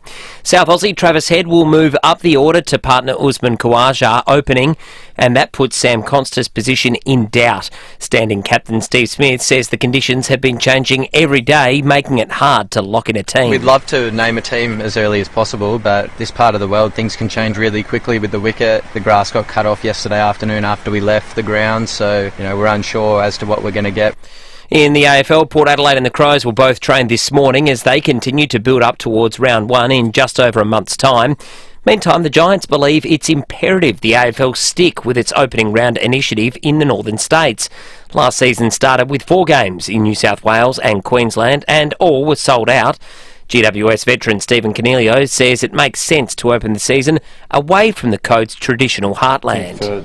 To growing the game in New South Wales, it was a massive success last year. For me, it's imperative for the AFL. Melbourne have enough fixtures and blockbuster fixtures throughout the whole calendar, so we'll take opening round any day. And in the NBA, Jimmy Butler has been suspended indefinitely by the Miami Heat after what they say has been a continued pattern of disregard of team rules. And that's the 5AA Sport. Thank you, Tom. Let's have a look at the roads around Adelaide now. Thinking about selling your commercial property? Need advice? Talk to the experts at RWC Adelaide. Visit rwcadelaide.com. Morning there at Power Hills, a loose road, Plato Bridge Road near Somerset Road. I've got a lane closed as you're heading citybound there. And the city roads closed around Victoria Square as they pack up the tour down at Village 4. Another year should be wrapped up by the end of the week. And going quite heavy delays as we speak. It's on the Port River Expressway as you're heading into the ports. Early morning cameras, Maryvale Road, Athelston and Pomputa Road at Modbury. Harris Scarf stock take sale is on now. Save 50% off mattress toppers. Exclusions apply. Harris Scarf, great brands, great prices. Adelaide's most accurate traffic on 5AA. 5AA's forecast. The heat is on. Keep cool with a cool summer aircon service from Automasters. Mostly sunny, 26 today, 27 tomorrow, 31 on Friday. A hot weekend, 35 for Saturday, 38 on Sunday. Right now, 16. Always Adelaide, 5AA. It pays to cruise with RAA. Book and pay a deposit on a new ocean or river cruise with RAA Travel by Feb 28, 2025 for the chance to win a $5,000 cruise holiday voucher. Can you imagine that? Booking a cruise and winning a cruise. It's better to be a member with RAA Travel. Promoter is RAA. T's and C's exclusions, booking and eligibility criteria apply. Available at travel.raa.com.au. Rowie and I are at a local restaurant who have invested in the magnificently sleek and reliable Vulcan doors. Rowie, could you step outside for a moment, please? Oh, why is it always me outside? Thank you. Vulcan doors offer automatic pedestrian doors as well as highly secure industrial roller doors and shutters. Oi, Jimmy! So keep out the heat as well as the pests that come with it. Turbo, when are you going to let me back in? Vulcan doors. Jimmy! Separate yourself from the rest, literally. Oi! Setting the agenda for South Australia. This is 5AA, always Adelaide. Drive away in the Tucson Hybrid by Hyundai from just $46,990 drive away. T's and C's apply. David Penberthy and Will Goodings, 5AA Breakfast. 8 minutes after 7, good morning to you. Welcome to Wednesday. If you're joining us for the very first time on this, the 29th of January, we are on Elephant Watch this morning. Permai will arrive at Monarto Zoo after about 8:30. It was the ETA. We got a very funny story from the good people at Perth Zoo. Daniel Henry, incidentally, we're going to be chatting with before 8 o'clock today, who told us that they had delayed a little bit because they pulled over to help an injured kangaroo. They are wildlife people to the core. Certainly are. So Permai arrives at 8:30. We're going to cross to Monarto, presuming the timing all works out, and Daniel Henry before 8 o'clock. You've got a map that you've been scouring, and you've picked out what is the best vantage point to see the elephant too. So look, if you're not working this morning, or if you're a retiree, or if you're at home with young kids and you are not tied up over the next hour, if you hit the road within the next quarter of an hour or so driving from town against the traffic, the best vantage point to see Permai make her arrival is to go up the southeastern freeway and then turn left at the Monarto turn-off as if you were going into Monarto itself or heading on to Mannum. So don't go all the way to Murray Bridge. Turn left before at the Monarto exit. And then when you go through the little town of Monarto where there's the Institute, I love all the country towns have got the Institute. And there's a little there's a property there where they sell really good cactus and succulents. In that neck of the woods, on the way through to the zoo, the best vantage point, we've been told officially by the zoo people, is the Monarto intersection, which is on the corner of the Old Princess Highway and Ferries McDonald Road. So basically take the Callington Road exit off the freeway and you can find your way through there. 10 after 7. More on that a little bit later this hour. Let's jump into some of the other news that's knocking around today, including a thorough investigation of what took place in court yesterday when 15 people accused of displaying Nazi imagery, loitering and other things as part of the protest on Australia Day appeared in court. It was quite a circus. 14 of those 15 arrested for allegedly disrupting peaceful and pre-arranged marches on Sunday. They hailed from South Australia, Victoria, New South Wales, Queensland, Western Australia and Tasmania. The offences included things from carrying an item of disguise, using a Nazi symbol, which is significant because that law will be put to the test. Sean Fuster's going to take us through all this after 7:30 today. He was there as it unfolded, but he'll be able to take us through what happened inside the court. There was plenty to talk about outside the court as well, because an arrest was made. This guy, Joel Davis, as captured on 7 News last night, took issue with the police, took issue with the arrests, took issue with just about everything. Why can't we accept other cultures in Australia? Why should we? Why shouldn't Australia be Australian? Why don't you like Australian? It's not good enough for you? You want it to be Chinese? You want it to be Indian instead? You're not a legislator. You're not a judge. You're a police officer. You do your job according to the laws on the books. You don't make them up as you go. All right? Let me know when you're done and I'll answer. No. Are you finished? No. I don't have to answer because I'm not loitering. Yeah, the boys would like to get some land out in a rural area and have white families raising our children together. So that he was subsequently arrested, and I believe, based on the audio and the vision I've seen, that it sounds like the police charged him as being someone else that was displaying a Nazi symbol. So again, he'll be one of these that's a test case for the new laws that were passed here in South Australia just recently. Yeah, well, I mean, the poor cops got better things to do with their time than worry about these yahoos, and they remain very calm, don't they? I think the best thing that ever happened to police was that people had mobile phones. I mean, that was obviously a TV camera. But you can actually film police now, because you get a sense of how patient these guys and girls are. Mm. How many chances they give people that are being aggressive or abusive. I think nothing has vindicated the behaviour of police more than the fact that they all get recorded every second now. Yeah, Because there might be one in a million incidences where someone does something that's a bit line ball, but the rest of the time their restraint is remarkable. This is going to be really interesting. So Sean will take us through the legalities of this. People who say it's a storm in a teacup, they should have, particularly in the case of their leader Thomas Sewell, should have a look at some of the things he's actually said. One of which was that maybe if neo-Nazis are prevented from setting up their own compound where they can breed their own white race and start their own Aryan sort of society, if they're prevented from doing that, he actually is on the record as saying that he's thinking maybe he will become a terrorist. That's quite a significant thing to say. That's a red flag. Yeah. I think that's something the authorities should take an interest in. And all the people who sort of texting going, oh, this is complicated, a lot of pressure about immigration, and we had texts yesterday from people going, oh, what about the Palestinian protests? People covering their faces. Well, if you've been paying attention for the last year on this program, I don't think we've been cheering on what happened at the Opera House, for example, at all. It's possible to be completely appalled by two groups of people at the same time. It's not a competition. It's not like both is unacceptable. Pick your favourite extremist. Yeah. Or which extremist do you want to make excuses for? The sad thing about most of these guys, I reckon, too, is like the idea of the wanting to start families. Good luck meeting a girl. Because there's a male loneliness behind a lot of this, where, and you actually read some in greater detail some of the stories of how these blokes got into it, and, I think they feel like life's been terribly unfair to them, and maybe it's the fault of the most persecuted group of people in the history of the planet. If you've got a mortgage, you are going to be very intrigued by what happens at 11 a.m. today. We're going to get the quarterly inflation data, and in a political sense, it's possibly the most consequential release we've had in some time as well, because there's only 2 meetings before the next federal election. There has to be an election by May 17. There's 2 meetings between now and May 17, the 17th and 18th of February and the 31st of March and 1st of April. So the state of play essentially is, unless the RBA is convinced that inflation is under control, they're not going to cut.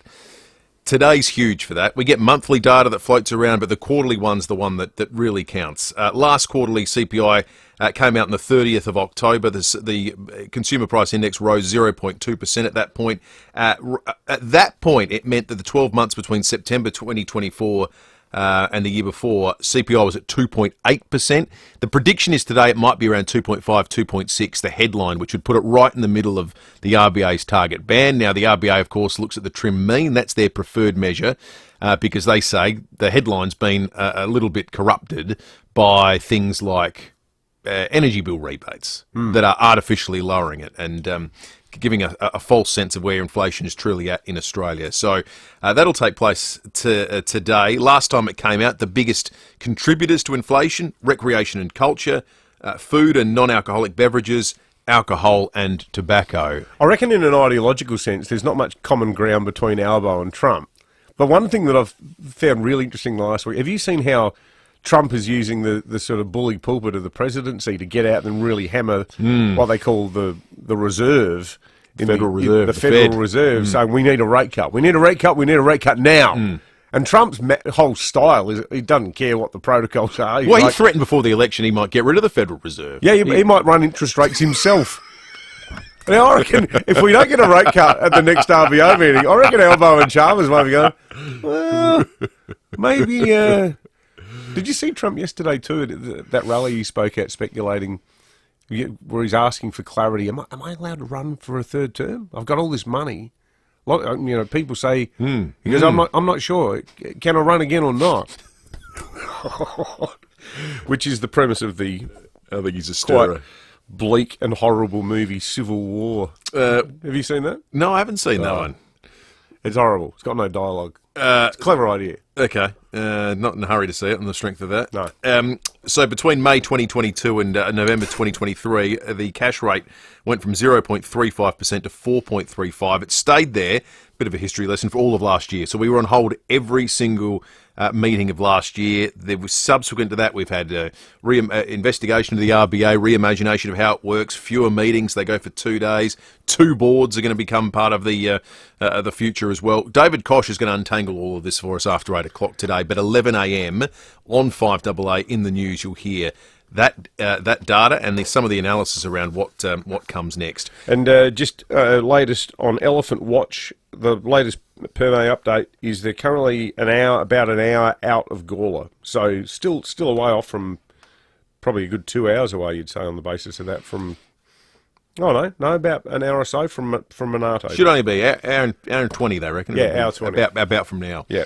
I wonder if any of our listeners ever flew on board the Concorde or a Concorde. Yeah. There's a chance that supersonic travel could be making a comeback. There was a prototype that's just flown overnight that's meant to succeed Concorde. It had its first test flight, and during its first test flight, it broke the sound barrier. There we are. XB1 is supersonic, faster than the speed of sound. We've got confirmation from the control room that she is supersonic. What a wonderful achievement. Geppetto and the whole team know what a really historic moment this is. The first civil aircraft independently constructed that has ever flown supersonic. And Geppetto is the first pilot ever to do it. It is really thrilling moment.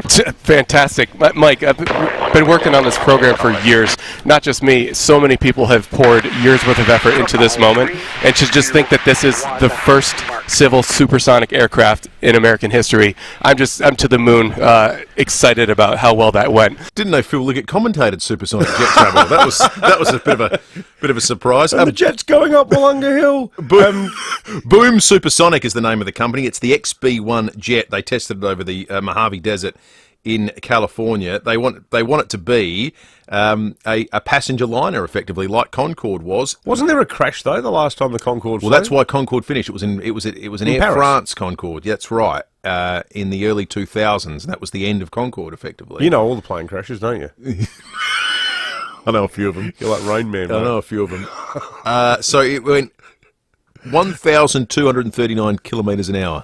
That plane. That would certainly shorten the time on board. So maybe... Did your face wobble backwards? Like, a bit of G-force, I'm not sure. Yeah, do we have any listeners that will ever flew on board a Concorde? What was it like? travelling at that sort of Yeah, speed. I wonder if anyone ever did. Yeah, did anyone anyone listening ever do it? We'd love to hear from someone. 8223 0000 or text us on the Police Home Care text line. We're going to check traffic on the other side of the break. We're going to check in with Jade Robran. Thanks, Will. At Para Hills, loose road plates on Bridge Road near Somerset Road. Got a lane closed citybound there. Around Victoria Square, they're still packing up the tour down under Village, so that'll be a bit slow around there for the next couple of days. And Gilman seeing quite heavy delays as we speak. It's on the Porter Expressway as you're heading to the ports. Busy right now. South Road, Karata Park. Slow, Brighton Road, Glenelg East with the Camera Grenfell Road at Banksia Park. KFC's $24.95 boneless dinner is available every day with original tenders, golden nuggets, popcorn, chicken and more. Now that's FLG every day, not available on delivery. Adelaide's most accurate traffic on 5AA. Summer's here. Time to get your new Walco pool blanket. Made from quality materials, a Walco pool blanket will keep your pool clean, warm and reduce evaporation. Uncover the savings now. Visit walco.com.au. Get ready, Adelaide. Join Adelaide Symphony Orchestra for Piano Man at the Festival Theatre, bringing Billy Joel's greatest hits to life like never before. Hear classics like Just the Way You Are, Uptown Girl, Vienna and Piano Man, reimagined with stunning orchestral arrangements. For incredible vocalists, Phil Burton, Alinta Chidsey, Jess Hitchcock and Josh Pitterman, join the ASO for an unforgettable evening of Billy Joel's iconic anthems. Don't miss Piano Man, this February 7 and 8. Book at aso.com.au. Hyundai recently won the prestigious Motoring Award of Wheels Car of the Year, which is pretty amazing news by itself. But it gets better than that, because Hyundai is also the proud exclusive vehicle partner of the Tour Down Under. That's right, and Hyundai is celebrating with the Keys to Summer clearance event across the entire range, including petrol, hybrid and EVs. So, visit your local Hyundai dealer for your chance to experience an award-winning brand and get a fantastic deal in January. Hyundai Wheels Car of the Year winner and proud exclusive partner of the 2025 Tour Down Under. World Travel Fest by Phil Hoffman Travel is here on Sunday, February 9. Discover your dream holiday with the hottest offers, from cruise deals to luxury getaways, family escapes and more. Brought to you by Phil Hoffman Travel and over 50 incredible airline, cruise and travel operators. Enjoy inspiring travel talks and entertainment all day, plus win incredible holiday prizes. Sunday, February 9, 10 a.m. till 4 p.m. Adelaide Convention Centre. Entry is free. Register at pht.com.au. Rosanna Mangiarelli here from 7 News. Join me and Will Goodings for Adelaide's leading news hour, 7 News, tonight at 6 o'clock. Drive away in the Tucson Hybrid by Hyundai from just $46,990 drive away. T's and C's apply. David Penberthy and Will Goodings, 5AA Breakfast. 22 minutes after 7. Concorde flew from 1976 to 2003. We're trying to see if any listeners flew on board. Haven't got any listener that flew on board yet, but we're getting closer. Jared, our resident pilot who listens, said, I never managed to trip on the Concorde while it was actually flying, but managed to look around the static one that's based on the USS Intrepid Museum in New York. The technology was way ahead of its time. And he sent us a picture of the of all the panels and instruments that are on where the pilots sit in the Concorde. Andrew says, guys, the sonic boom meant that the Concorde had to travel over water and not build up areas, which really, in effect meant it actually extended the distance. It could only carry 100 passengers, so it was an expensive process as well. The only way to go faster is if you go straight up to space, then orbit and come back down to Earth. Well, we're getting close to that one as well. Thank you for that text, Andrew. Jade Robran out on the road for us this morning. Good morning to you, Jade. Good morning, guys. Well, all those thousands of people who bought a lotto ticket are at work today because none of us won. Who went to bed last night dreaming about how they would spend the $70 million and who would they share it with? I certainly did. And I was extremely annoyed when I woke up this morning to receive my email that opens up with, unfortunately, you didn't win. I don't do unfortunately. I don't want that email. But never fear, it's now jackpotted to $100 million, so we can dream about that now and have even less chance of winning because basically anyone over the age of 18 will now buy a ticket. But Oz Lotto, they are offering its biggest ever jackpot of $100 million. Next Tuesday it's going to be drawn. Now, if one person takes home the entire $100 million prize draw, they'll immediately become the biggest individual Oz Lotto winner ever and share the title of Australia's third biggest lottery winner in history. So Lotto's saying they're expecting up to 1 in 3 Aussies to buy a ticket. Although the chances of winning a Division 1 in Powerball based on one standard game are 1 in, I'm going to read this number out, 130, 490, 400. So diddly squat. Anyway, you've got to be in it to win it. But what would you buy with $100 million? I've gone on an imagination shopping spree this morning. Of course, $100 million could buy you 100 average Aussie homes. Or, closer to home, here in South Australia, you can buy 39 Rochester Street in Leabrook.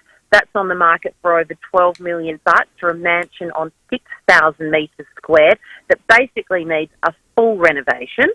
Or you could buy a brand new modern mansion at 8 Edwin Terrace in Gilberton that sits on 4,000 metres squared with a pool room, gym, wine room, huge lawns, a pool, of course, and a tennis court. Or, if wine is your thing, the famous Richmond Grove Winery in the Barossa is for sale with a price tag guide over $10 million. I'm thinking you might need to add a couple more zeros. That is huge, that place. And if you want to escape winter and head north, I found a nice beach house in Noosa with a neon lit-up pool bar for a cool $35 million. But if you wanted to splash your cash in one transaction, here's some ideas. There is in America, 25,000 square foot mansion, $100 million. That sits at Los Altos in California. It's a beautiful French chateau style. A Russian CEO bought that a couple of years ago. He's never lived in it and is thinking he might like to sell it for the right price. Vincent van Gogh, his portrait of the artist without a beard, is going for a cool $98.5 million. It was last auctioned off for $71.5, so that's a good investment. It certainly goes up. Or you could drop $96.7 million on an Airbus A320. You can take 150 of your nearest and dearest to Vegas anytime you wanted to. Well, this is a nice one. If you've ever wanted to live off the grid, you could buy 28 commercial wind turbines for $98 million. Now, that will power between 16 and 21,000 homes cleanly for about a year. So that'll put you in the good books with your neighbours. Now, that's up there for thinking, Jade. I like that. That is terrific. Fantastic. Why Everything from artwork to wind turbines. Why would you buy a $12 million house in Leabrook on 6,000 square metres that needs to be renovated? You know, like if you've got money, don't you buy something that you don't need to go, maybe it's got the bones. It's got the bones. You know, you can do what you want to it. Some people like the idea of, just tweaking something that's already established and beautiful, I guess. Yeah. The winery sounded good. The winery sounds fun. Yeah. You could probably $98 million for a Van Gogh painting. You could probably buy a homette in the western suburbs of Sydney. Yeah, that's $100 million. 2-bedroom apartment in Cabramatta. Close to amenities and drug dealers. Yeah, fun to dream, isn't it? 5AA News is coming up on the other side of it. Sean Fuster's going to join us. He's going to take us inside the court yesterday as some new laws are put to the test. How do they apply to these so-called neo-Nazis who were in court yesterday? Find out next. Who on earth gave them their driving licence? Learn how to merge! Merge! Come on! How many imbeciles can you actually put on one road? 30 kilometres per hour driving Miss Daisy! Use your indicators, yeah? Bloody hell. Beat the heat. Keep cool with Fix Now, Pay Later options available. Book now. For great service guaranteed, call 1300 Automasters. Hi, Brett Ebert here for Mawson Lakes Mazda. There's a lot to like about Mawson Lakes Mazda. They'll take care of you with next day servicing, complimentary loan car, vacuum and wash. And your breakfast or lunch is on them. Your car gets the love too with their state-of-the-art service centre, brimming with top-trained mechanics. At Mawson Lakes Mazda, they'll look after your car and look after you. Mawson Lakes Mazda, just a short drive from the city. There's nothing quite like a sports card World Trade Day. The anticipation in the air every time you hear this. The rush of finally seeing that card you've been hunting for years. The exciting guest appearances. New cards, rare cards, NBA, AFL, soccer, Pokemon, and so much more. You never know what'll show up. So don't miss the Sports Card World Trade Day. This weekend in Regent Arcade, Rundle Mall. Search Sports Card World for details.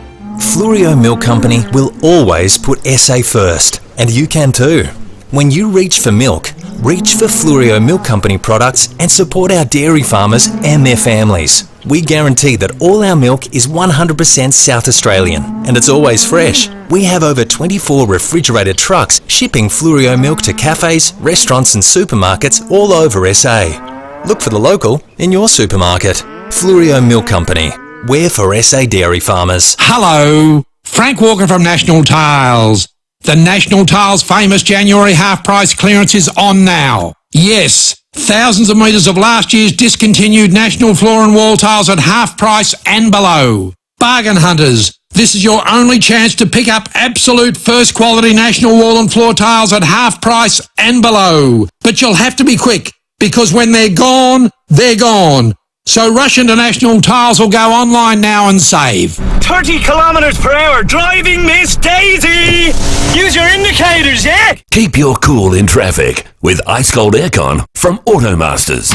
Fix now, pay later options available. Call 1300 Automasters.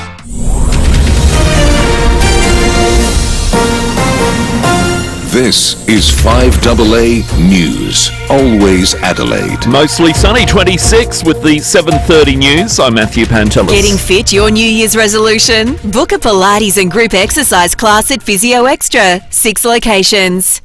The second Asian elephant on her way to Monarto is travelling through Adelaide's north at the moment.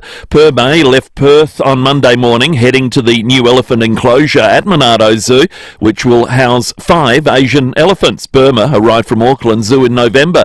FIVEAA was in Port Augusta at 3:45 a.m. a short while ago, her entourage advising she was an hour or so from Gawler.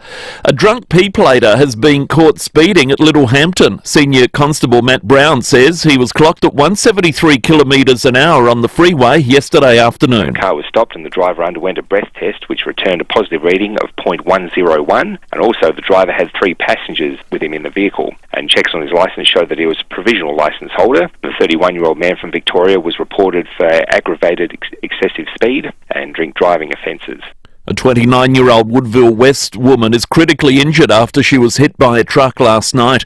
The accident occurred at 11 p.m. on Park Terrace at Salisbury. The 35-year-old truck driver is uninjured and helping police.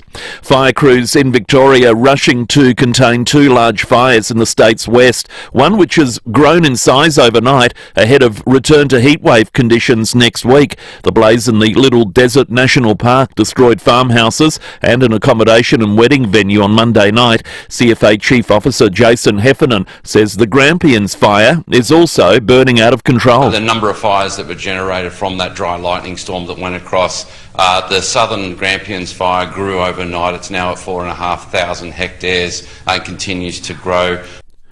Iran's foreign minister has delivered a stern warning to US President Donald Trump. More from Nine's Europe correspondent Jessica Millwood. Jordan has started their first of several daily aid drops into Gaza. Desperately needed humanitarian assistance being delivered as Palestinians return to their communities to devastating destruction. In a rare TV interview, Iran's foreign minister has dismissed Donald Trump's suggestion of moving Gazans to neighbouring Egypt and Jordan, giving a blunt warning to the US and Israel that any attack on Iran's nuclear sites would spell disaster for the region. TikTokers, bloggers and other creators using non-traditional media can now apply for press credentials to the White House. Newly appointed Press Secretary Caroline Leavitt has delivered her first briefing since being appointed by President Donald Trump. Ms. Leavitt says the Trump administration is opening up the room to new media voices. Who produce news-related content and whose outlet is not already represented by one of the seats in this room. We welcome independent journalists, podcasters, social media influencers, and content creators to apply for credentials to cover this White House. Coca-Cola's recalling bottles and cans in Europe after high levels of chlorate were found. Chlorate, found in disinfectant used in food processing and is potentially dangerous for children. Turning to 5AA Sport. Agostino Mitsubishi's Good to Go factory clearance is on now. Get instant drive-away bonuses of up to $3,000. Here's Tom Wren. Thank you, Matty. Australia is set to play at least 2 spinners for today's opening test against Sri Lanka, which begins in Galle. Matt Kuhneman is set to play Adelaide despite breaking his thumb only 2 weeks ago. South Aussie Travis Head is also set to open the batting alongside Usman Khawaja. Let's get to football. Carlton is determined to concede a lot fewer goals this season, making defence a key focus during pre-season. Blues small forward Lockie Fogarty says they weren't up to scratch in that area throughout 2024. Our points against, we were in the bottom half of the AFL, which just isn't going to cut it if you want to be a premiership contender. So we reviewed that. It's something we're working on a lot in this pre-season, just how can we be better defensively and do it every single game. South Aussie tennis coach Darren Cale has confirmed he's set to step aside in his role with Yannick Sinner at the end of this year. Cale turns 60 this year, and he's told Rowie and Timmy G the demands of a hectic travel schedule are making it harder and more difficult to do the job. But he says working with the world number one has been an absolute delight. He's like a sponge. Even though he was already a great player, he wasn't set in his ways. And I think there's a lot of players out there that they can rise up the ranks pretty quickly. They can get to 30, 20, 10 in the world, and then it's kind of hard to change their habits. But with him, it was pretty easy. And Matty, that is the 5AA Sport. Thank you, Tom. Let's check 5AA traffic. Thinking about selling your commercial property? Need advice? Talk to the experts at RWC Adelaide. Visit rwcadelaide.com. Back to school this week, so take it easy around school zones this morning. Lots of little people about. Parallel with debris on the road, following a crash. Boulevard Road near Heritage Drive. Para Hills, loose road plate, Bridge Road near Somerset Road with a lane closed, city bound. And quite heavy delays this morning at Gilman. Can't see any accident at this point in time, but she is super slow. It's on the Porter Expressway as heading to the port. Early on the cameras, Grave Street, Newton and Kelly Road at Modbury Heights. OTR's $10 meal deals are here for breaking lunch and dinner. Delicious combos, great taste, unbeatable value. OTR, making life easy. Adelaide's most accurate traffic on 5AA. 5AA's forecast. The heat is on. Keep cool with a cool summer aircon service from Automasters. Mostly sunny and 26, 27 tomorrow, 31 Friday, a hot weekend, 35 for Saturday and 38 on Sunday, 40 to start the week on Monday. Right now it's 16. Always Adelaide, 5AA. Drive away in the Tucson Hybrid by Hyundai from just $46,990 drive away. T's and C's apply. David Penberthy and Will Goodings, 5AA Breakfast. 23 to 8, we're on Permi Watch this morning. And our listeners are doing a great job. Ethan is between Owen and Hamley Bridge this morning. And Ethan, you've seen the elephant. Howdy, fellas. Yeah, it was a big white shipping container, a bus full of zoologists behind it. So I stopped in at Owen just to double check. And there were some workers on the side of the road, and they could smell it from a mile away. They reckon it was unreal. How big was it, Ethan? It was huge. It just stood out like anything. It was coming around the bend just out of Owen. And yeah, you could tell it was the elephant from a mile away. I lit up as soon as I saw it. Do they have to go slow, Ethan? Is it a bit like when you see one of those giant houses and, you know... Nah, they look like they were going along pretty well. That road's pretty bumpy, so it's going to be a rough ride for Permi. I drive it every day and my head hits the roof, so I'm sure she's getting bumped around. Right. She'll be happy to arrive. Did they have like one of those yellow... rectangular or square diamond-shaped stickers on the back that said elephant on board? I didn't see that. It flew by me too fast. It was all just shock and awe. I never thought it would be going through Owen and Hamley Bridge, of all places. So is it a bit of a... is it a whole bunch of cars that are in the procession, or is it just the truck? So it's just the truck, and then there was the bus full of, I guess, zookeepers behind it, and then I think there was one more behind it. So if you got to the Wasley's turn off along the Horrocks Highway, I reckon it would just about be there by now, or getting close to there. So it's probably about to turn onto the Horrocks Highway. That's great, Ethan. We appreciate that, mate. Thank you. Good on you, Ethan. Bit of Permi Watch for us this morning. Tell us spots to stop on. What's the best spot that the people are saying is the best spot is the Monarto intersection, which is the corner of Old Princess Highway and Ferries McDonald Road. So take the Callington exit off the freeway. Oh, we were in Callington a couple of weeks ago. It's an amazing little town. All those little sort of wooden and daubed houses. It's like something out of yesteryear. Incredible. It's time to go around the courts with Sean Fuster on 5AA Breakfast. We kind of hope Nazism had been confined to yesteryear, but it's reared its ugly head in Australia again as recently as this weekend here in Adelaide, and necessitated a pretty remarkable scene in court yesterday where 15 people were in court. Sean Fuster was there to witness the bizarre series of events that's going to culminate in a test to a new South Australian law that I'm particularly interested in. Sean, good morning to you. Yeah, good morning. Look, in 25 years, I've never seen a day in the courts so chaotic. And when I say that with all due respect to everyone that was arranging the court hearings, because they moved like, a finely tuned machine in terms of making sure that everyone got into court, that they had their say, that bail was decided, that things were moved on. But nonetheless, when you've got 14 originally, and then a 15th arrested out the front and brought inside, going on with the beliefs that these people have, it was a chaotic day. And full props to Magistrate Luke Davis for exercising the calm, considered restraint that one wants from a judicial officer when they're dealing with this level of extremist thought, one after the other after the other. To have to deal with this sort of roll call.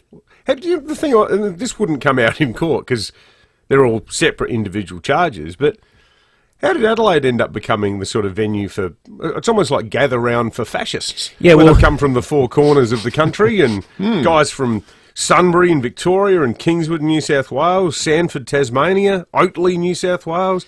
This little shindig, like, sort of like, forget Mad March, it's Fascist February. Fascist February. If you look at some of the great work done by my colleague Luke Williams with his 5-month undercover investigation, which was published in the Advertiser on the weekend. Just wild. They talk about, Luke talks in there about the decision to bring the NSN, the National Socialist Network Conference, to Adelaide. If you think back a couple of years, boys, there was the one that happened up at the Grampians, and there were all those photographs and things. This is the same thing. It's just that Adelaide was picked to be the host city this year, and instead of having it out of the way in the middle of nowhere, having their little runaround, they decided to have it right in the middle of the city and make a scene.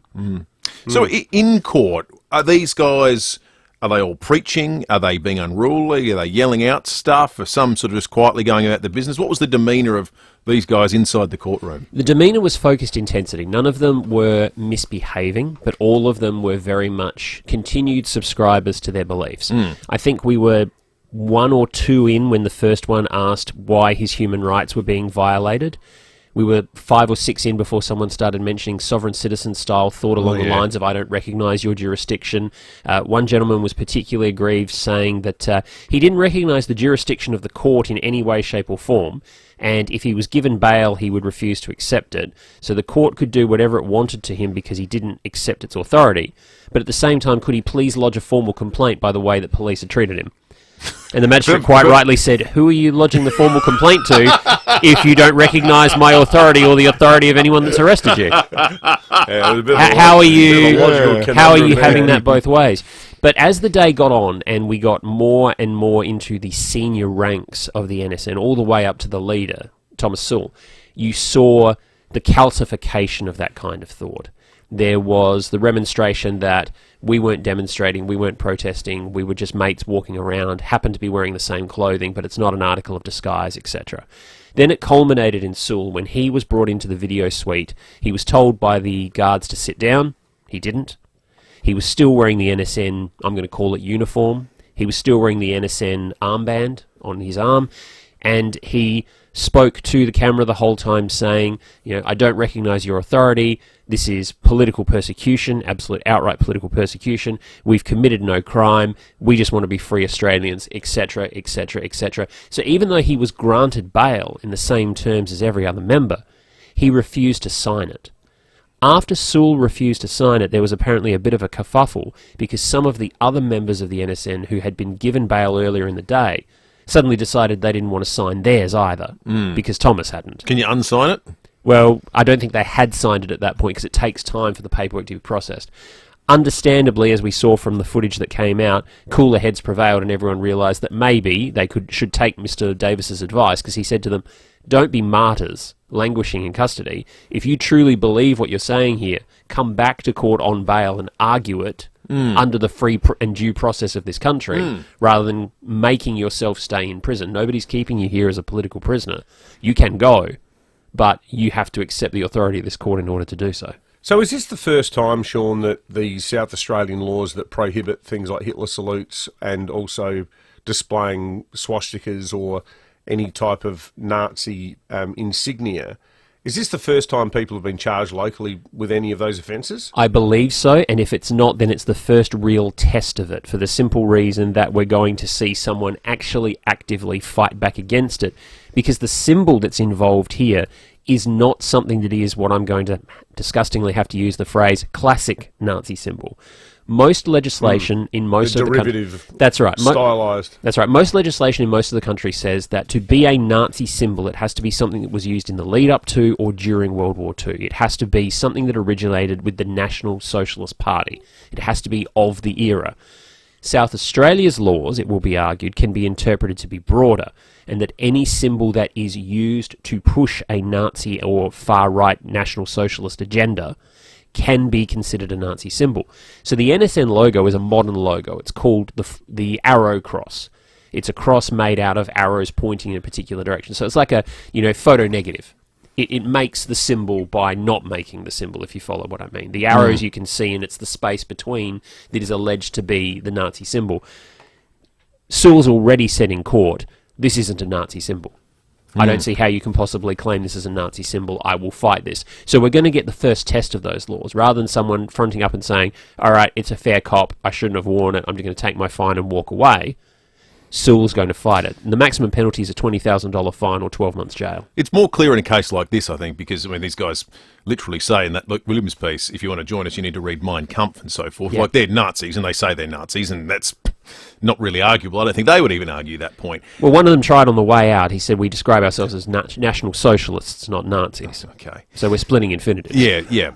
But I guess in terms of the law, abstracting this a bit and looking at whether the law here is lawful in South Australia, you've got to consider the potential of how that's going to be applied in the future. Yeah, somebody's going to argue the slippery slope argument, aren't they? They'll argue the slippery slope. If you ban this, then next thing they'll be banning the Wiggles logo, that sort of thing. Yeah. But I don't think there's a sensible argument there, but we will see. I mean, the arrow cross is not just established in this country, but around the world as a symbol of racial hate.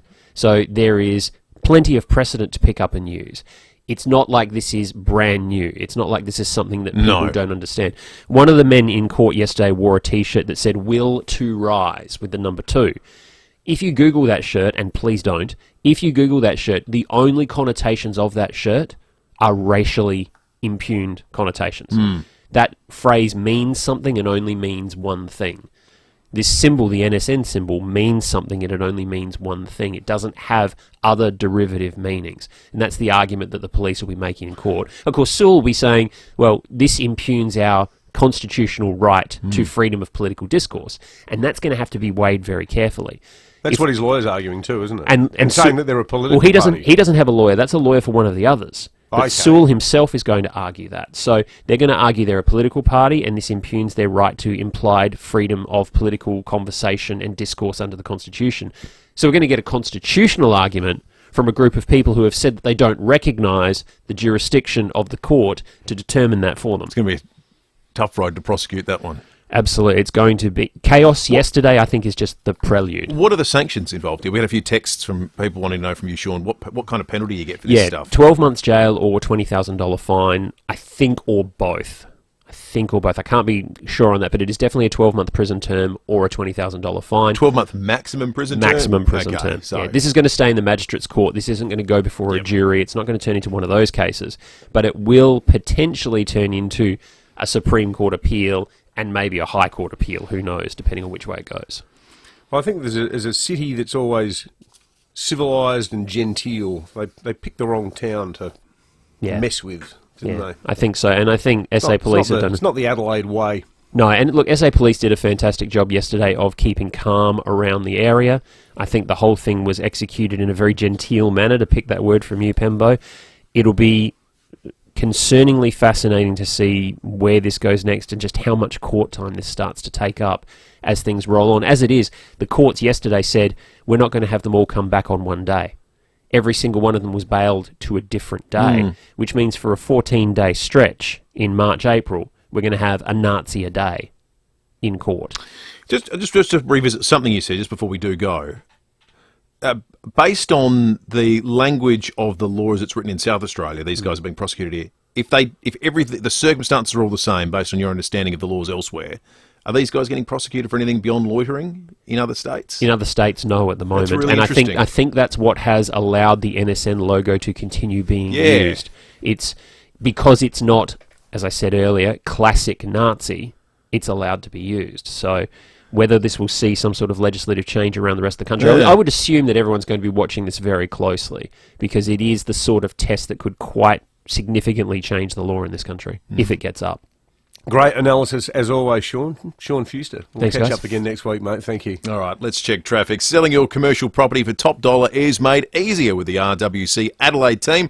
Visit rwcadelaide.com.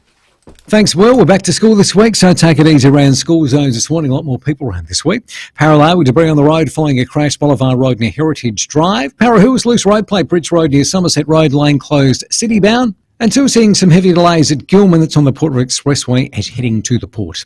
Early morning cameras, Avenue Road Paradise and Stradbroke Road at Athelston. Turn your next Barbie into a Barbie Cure. Host a barbecue, invite your friends and raise money for cancer research. To make a difference, learn more at barbecue.com.au. Adelaide's most accurate traffic on 5AA. Get a Toyota forklift. Deliver more with Toyota, the world's #1 forklift brand. Choose from a great range including pallet jacks, walkie stackers and reach forklifts, right up to their leading Toyota counterbalance forklifts. Legendary reliability and safety with cleaner, greener electric options. Toyota can tailor the right forklift solution for you. It's all part of the Toyota Forklift Advantage. For more, visit toyotamaterialhandling.com.au. Get a Toyota forklift. Hi, I'm Bronte Manuel from Toop and Toop. With Adelaide's reputation for major events and festivals, it's not just our city that's attracting attention, our property market is too.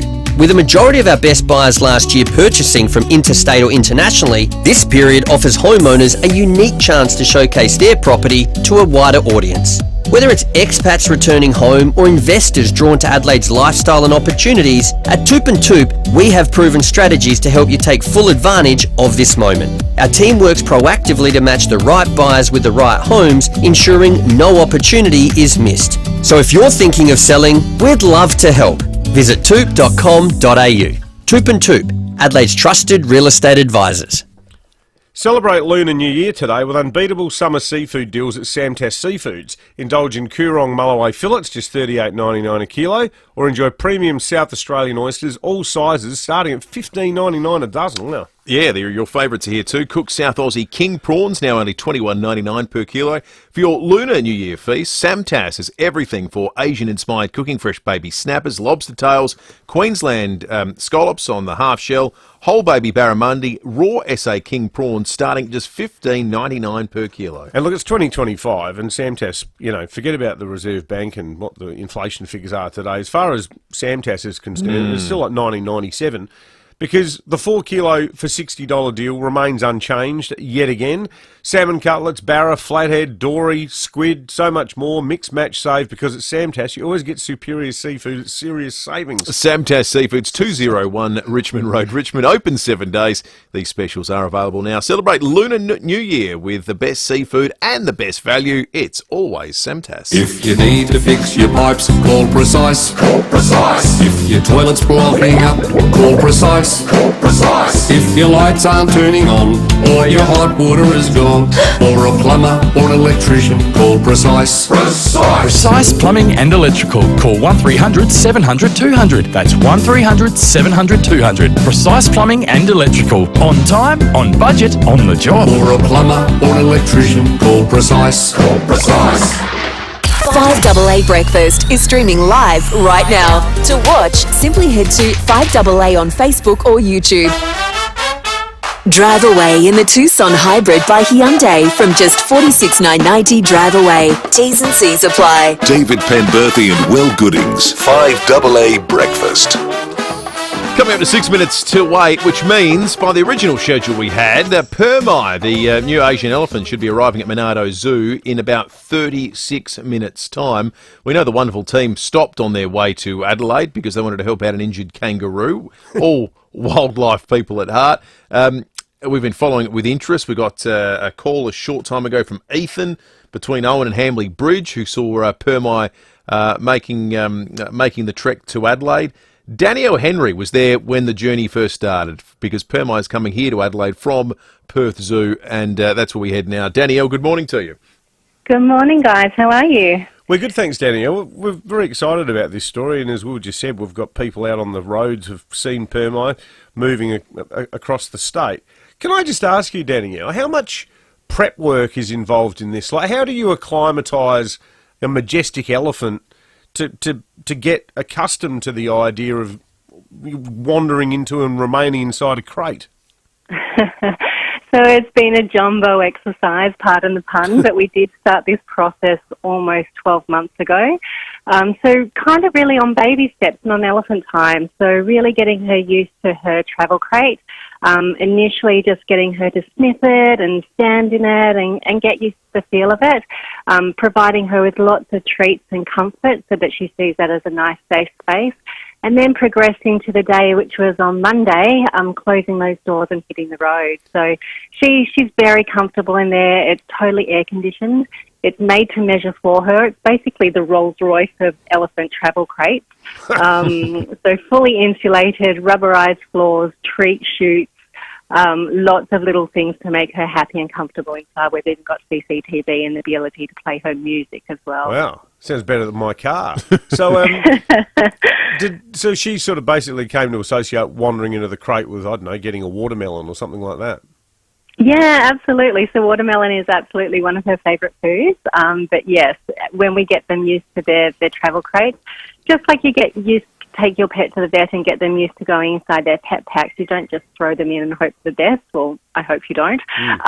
However, just like a smaller animal, you just get them very calm and comfortable and used to going into somewhere and make that a very safe space for them. So, yeah, she went off without a hitch on Monday morning and she's been an absolute champion across the Nullarbor as well.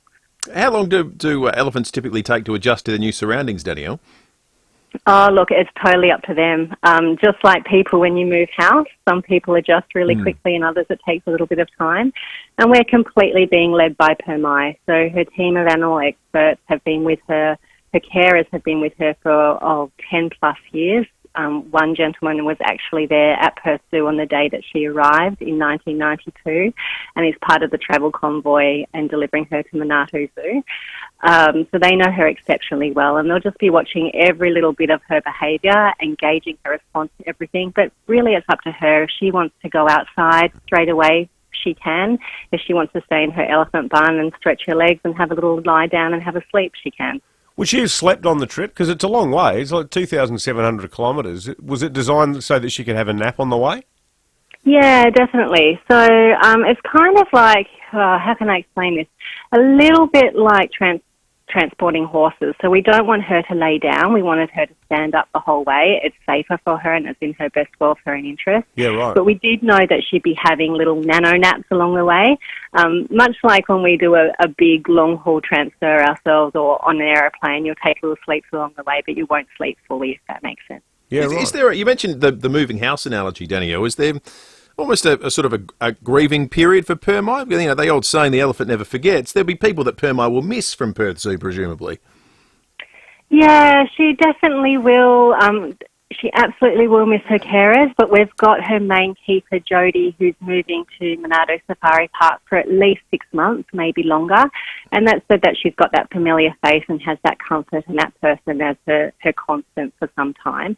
And then we'll slowly wean her onto the Monarto Safari crew, and she'll develop a whole new bond and whole new herd, hopefully, with Burma and also the 2 females that are coming from Taronga Zoo. So hopefully her people will become less important and her elephant friends will be her main support network.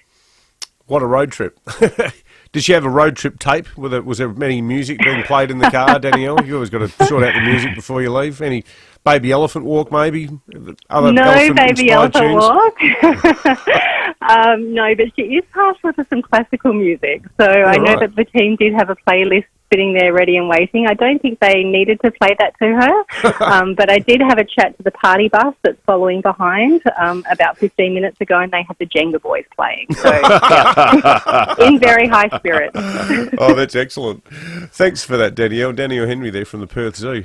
You got to have a good mixtape for a road trip. Playlist and travel snacks. Elephants and humans aren't different when it comes to a road trip, are they? Yeah, I wonder if it wanted to stop the roadhouse to get a bag of dim sims or something like that, just to keep the salt levels up. What would be on an elephant Spotify list, folks? 8223 or text us on 0480081395. What's on an elephant's playlist?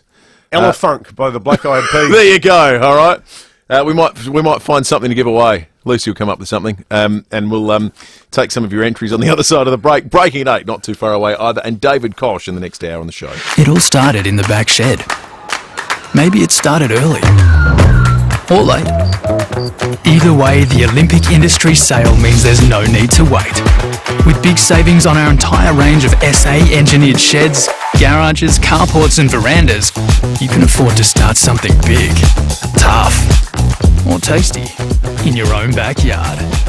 Start something with the Olympic Industry sale. On now. Right Price, Adelaide's best in heating and cooling, has risen to new heights. Literally, Right Price are now your roofing people too. Same exceptional service, value and quality. From total roof replacement, including tiled roof installation, to tile roof repairs, cleaning and painting. And for peace of mind, a rock-solid quote. So the only surprise you'll get is how magnificent your roof and home looks. Do it right. Visit rightpriceroofing.com.au. You can get your roof right at Right Price. The very latest news and information. This is 5AA News. Always Adelaide. Mostly sunny, 26 with the 8 o'clock news. Good morning, I'm Matthew Pantelis. Start the new year right with Physio Extra Pilates and group exercise classes. Book at physioextra.com. The second Asian elephant at Monarto is set to arrive in the next 30 or so minutes. Permai left Perth Zoo on Monday morning for the new enclosure at Monarto, where she'll join Burma, who arrived from Auckland Zoo in November. Another 3 elephants will make their way to the site over the next few months. Permai and her entourage of keepers travelling through the back of the Adelaide Hills at the moment, having made their way past Owen and Hamley Bridge. In the past hour, they have classical music on hand to calm her. Can you imagine the size of the headphones? The Premier will unveil a handful of cabinet changes today. There's a new face. Emily Burke has been elevated to the ministry in the minor reshuffle. There's also been some tweaking of Labor portfolios, prompted by Independent Police Minister Dan Cregan's decision to leave politics at the next state election. The opposition urging the federal government to take responsibility for the worsening state of the economy. Treasurer Jim Chalmers says cost of living pressures will ease in 2025, but a business report from the NAB shows 3 in 4 small businesses believe costs will keep rising over the next year. Deputy Opposition Leader Susan Lee says the government needs to address the reality of the situation. In addressing a policy failure, you have to be honest with what has gone wrong. And for the Prime Minister and the Treasurer to say that things are improving is ridiculous. As I stand on the floors of small businesses and manufacturers every day of the week, things are not getting better. An online tool is helping Australians at risk of dementia improve their cognition. A Uni of New South Wales study tracked 6,000 people aged 55 to 77 with at least 2 risk factors over a 3-year period.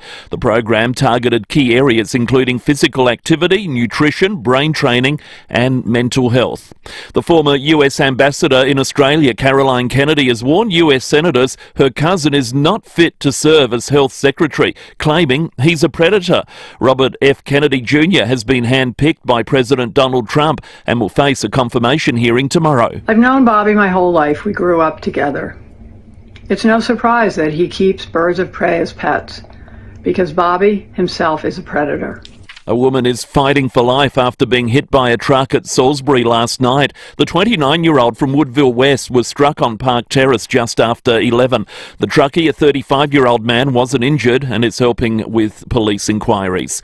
Adelaide Writers' Week is fast approaching. It kicks off on March 1. Director Louise Adler says the full program is now out. Diana Reid, Pip Williams, of course, a South Australian writer, Niall Williams, a wonderful Irish writer, Michael Robotham, hugely a popular crime writer. 179 passengers and crew have used an escape slide to evacuate a plane which caught fire before takeoff in South Korea. The Air Busan plane was due to leave for Hong Kong when flames ignited in the rear cabin. 3 people have minor injuries. Now turning to 5AA Sport. Agostino Mitsubishi's Good to Go factory clearance is on now. Get instant drive-away bonuses of up to $3,000. Here's Tom Wren. Thank you, Matty. Cricket Australia has confirmed a change at the top of the batting order ahead of the first test against Sri Lanka. Travis Head will be listed to open alongside Usman Khawaja when play begins in Galle this afternoon. Stand-in captain Steve Smith says he deserves to be moved up a few places. Selectors like what they saw in India when he had that opportunity. He got after the new ball, scored quickly and put the pressure on them straight away. So, yeah, I guess similar thinking here. Let's stick with cricket. Jason Behrendorff is the first big name to move teams in the Big Bash. The 34-year-old has signed a 3-year deal with the Melbourne Renegades, ending his decade-long association with the Perth Scorchers. And the Aussie women will train today ahead of tomorrow's pink ball test against England at the MCG. All attention on whether captain Elisa Healy will play after missing the one-days and T20s with a foot injury. Well, the Crows and Port Adelaide will both train this morning with Nick Murray and Isaac Cumming to continue their rehabilitation from injury. Meantime, the Crows have confirmed they'll travel to Port Pirie for their community camp next month. Well, Alex de Minaur has moved up to a career-high world number 6 in the tennis rankings. The 25-year-old reached the Australian Open quarter-finals for the first time last week. And world number 1 golfer Scotty Scheffler has teed off for the first time this year at the Pebble Beach Pro-Am. Scheffler, who's been sidelined through injury since December with a hand injury, made a birdie on his opening hole. There'll be several Aussies playing in that tournament, including Jason Day, Adam Scott, Minwoo Lee and Cam Davis.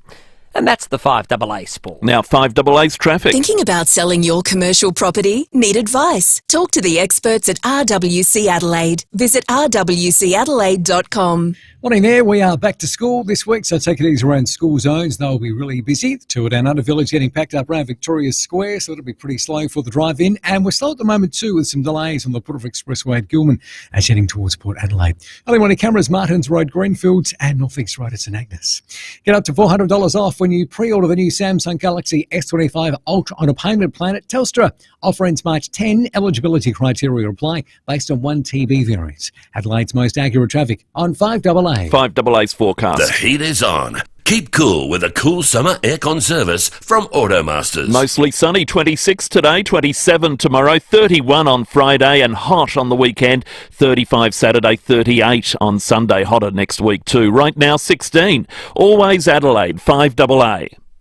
If you're constipated and struggling to poo, here's some great news. Introducing Caruso's Constipation Ease. Caruso's Constipation Ease is a new herbal and fibre combination containing cascara, yellow dock, fennel and green banana powder. These help to relieve constipation by making it easier for you to poo. So if you're struggling to poo and would like to poo more, why not try Caruso's Constipation Ease? Caruso's Constipation Ease is available from leading pharmacies and health stores. Always read the label and follow the directions for use. Want a New Year deal on a new VW? At Mawson Lakes Volkswagen, it's easy.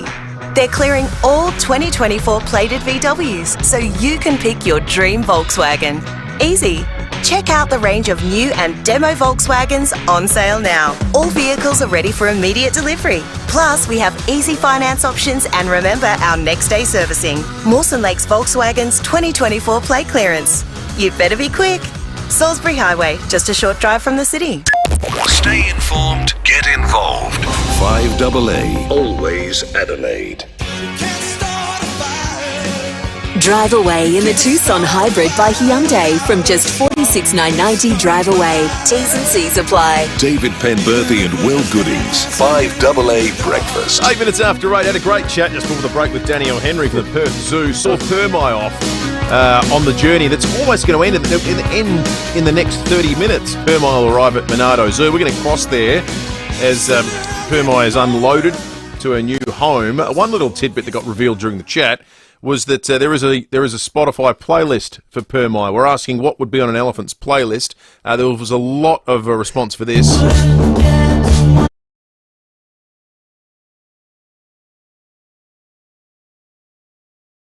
By Tame Impala. Yeah. Was Sounds a bit It was like T-Rex, redone. doesn't It was redone. It does sound like T-Rex. Mark Bolan. It was redone by the Wiggles. That's right. They did a version of it that was incredibly popular. And Lucy says the Wiggles version's a better version. Mark in Summertown, we've got James Blunt tickets to give away for these suggestions. What would be on an elephant's playlist, Mark? Well, I think given the nature of the trip, blue sky miling. Blue sky miling. Thank you, Mark. Kim in Alberton, what's on an elephant's playlist? It could either be a little bit of a Kamali, a bit deep with I Love the Elephants, or some Denise Roussos with My Friend the Wind. They are good left field suggestions. That is fantastic. Thank you, Denise Kim. Roussos. I think this is... You could get one of those Denise Roussos outfits for the elephant to wear. Remember those big baggy numbers he had? I like Jared on the Police Home Care text line, who has a Fleetwood Mac song, Tusk. Oh, yeah. Don't say that you love me. That works. That's amazing, that song. Keep them coming in. We'll give away the James Blunt tickets in the next 5 minutes. Back to Bedlam, the 2025 Australian Tour, performing the iconic album in its entirety, along with his greatest hits and fan favourites. Tickets at destroyalllines.com. It's time for Breaking It 8. Well, we've got two for you this morning. One, admittedly, is a follow-up to yesterday's, albeit with some new information. But the first is, we're hearing whispers out of North Terrace that in his reshuffle today, the Premier, Peter Malinauskas, is going to appoint the Treasurer, Stephen Mulligan, as Police Minister. Oh. Yeah. Not confirmed yet, but that's the word out of political sources at State Parliament. So does he argue with himself, Stephen Mulligan, when he's like, well, we just don't have the funding? Well, I mean, it's interesting, isn't it? And from recollection, the last person to wear the two hats as Treasurer and Police Minister was Kevin Foley. Rack 'em, pack 'em and stack 'em. Yeah, well, that was his mantra, wasn't it? And that was probably a pretty good time for policing because, you know, if you're going to try to make the case, as the police have been, for more resources, sort of cuts out the middleman where you've got to somehow, you know, get the message to the Treasurer, the bloke who signs the cheques. But as we said, it hasn't been confirmed yet. It's interesting because, you know, we have a regular chat with the Treasurer, as we did yesterday on the show. So if he is adding that string to his bow, because they're four pretty big portfolios, the ones that Dan Cregan held. But anyway, all will be confirmed within the next few hours. Now, yesterday we spoke to Nick Xenophon about the case of security guard Vince Palumbo, who has landed himself in stripe for carrying a baton. As we alluded to, independent MLC Frank Pangello has been doing quite a lot of work on Vince's case, and my understanding is that Frank is considering introducing some kind of law or seeking amendments to the existing laws which would enable security guards to carry small batons as a deterrent, not so they can walk around belting people. We've got Frank on the line now. Frank, just in terms, and thanks for joining us, mate. Just in terms of Vince's case, you've got some correspondence suggesting that he sought advice from SAPOL as to whether he was allowed to carry the now offending baton, and he was actually advised a few years ago that there was no issue.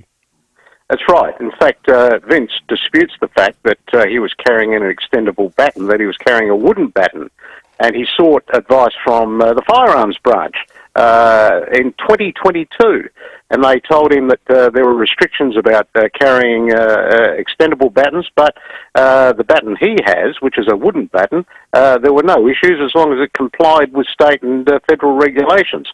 And it does comply, and as long as he's got permission from his employer to carry it.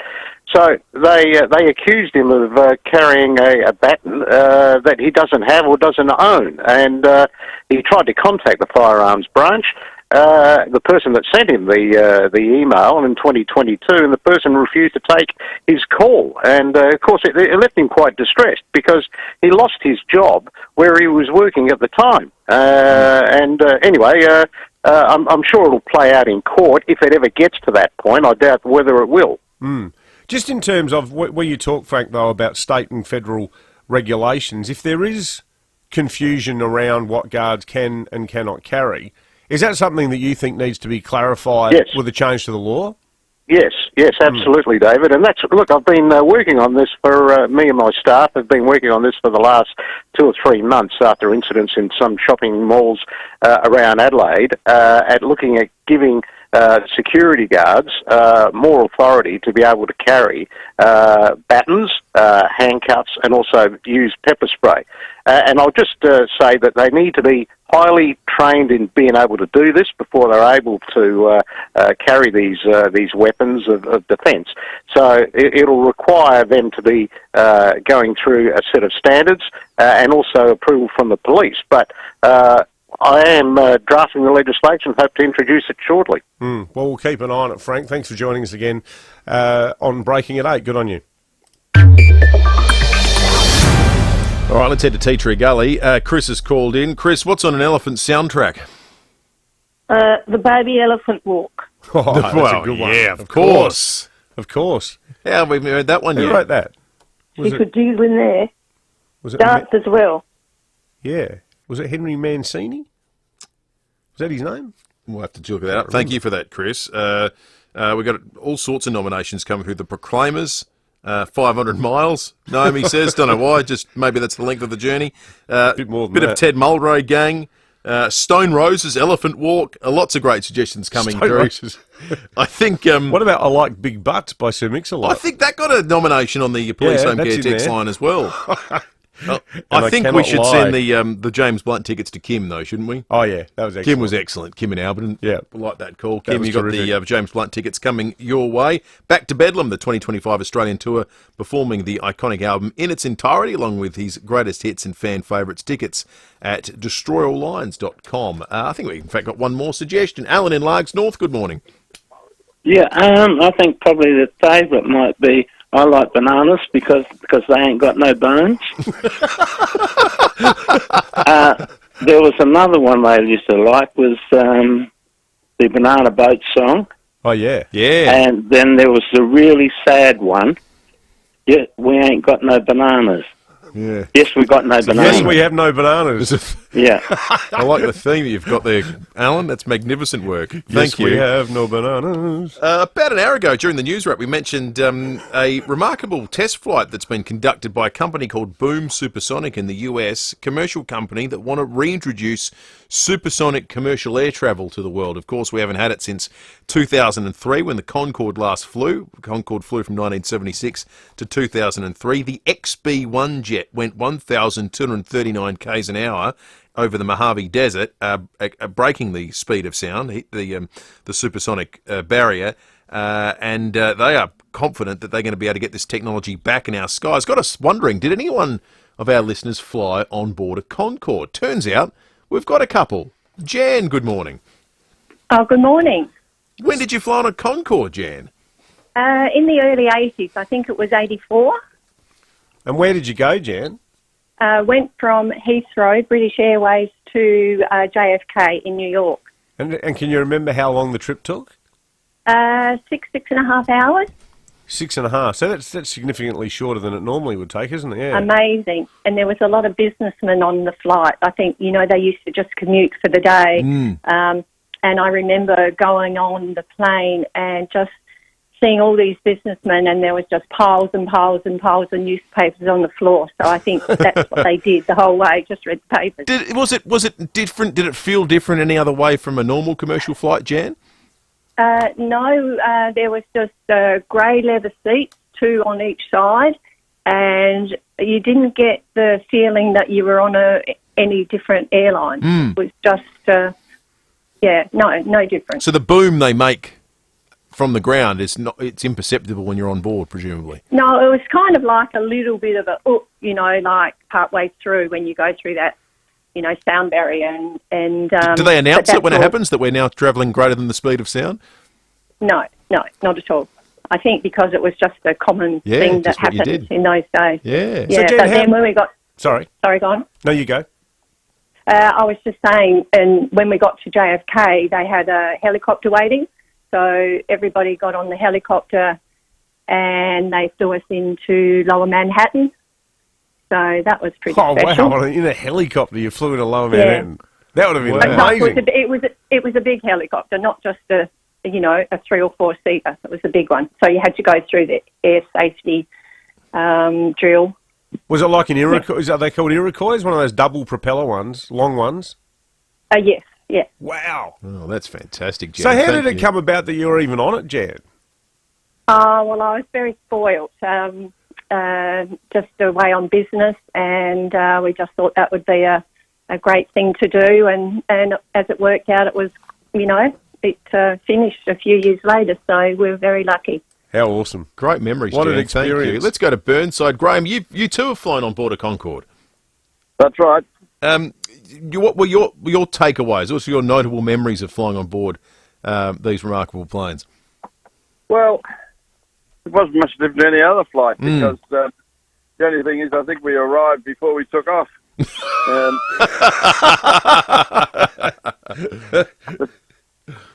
What was your route, Graham?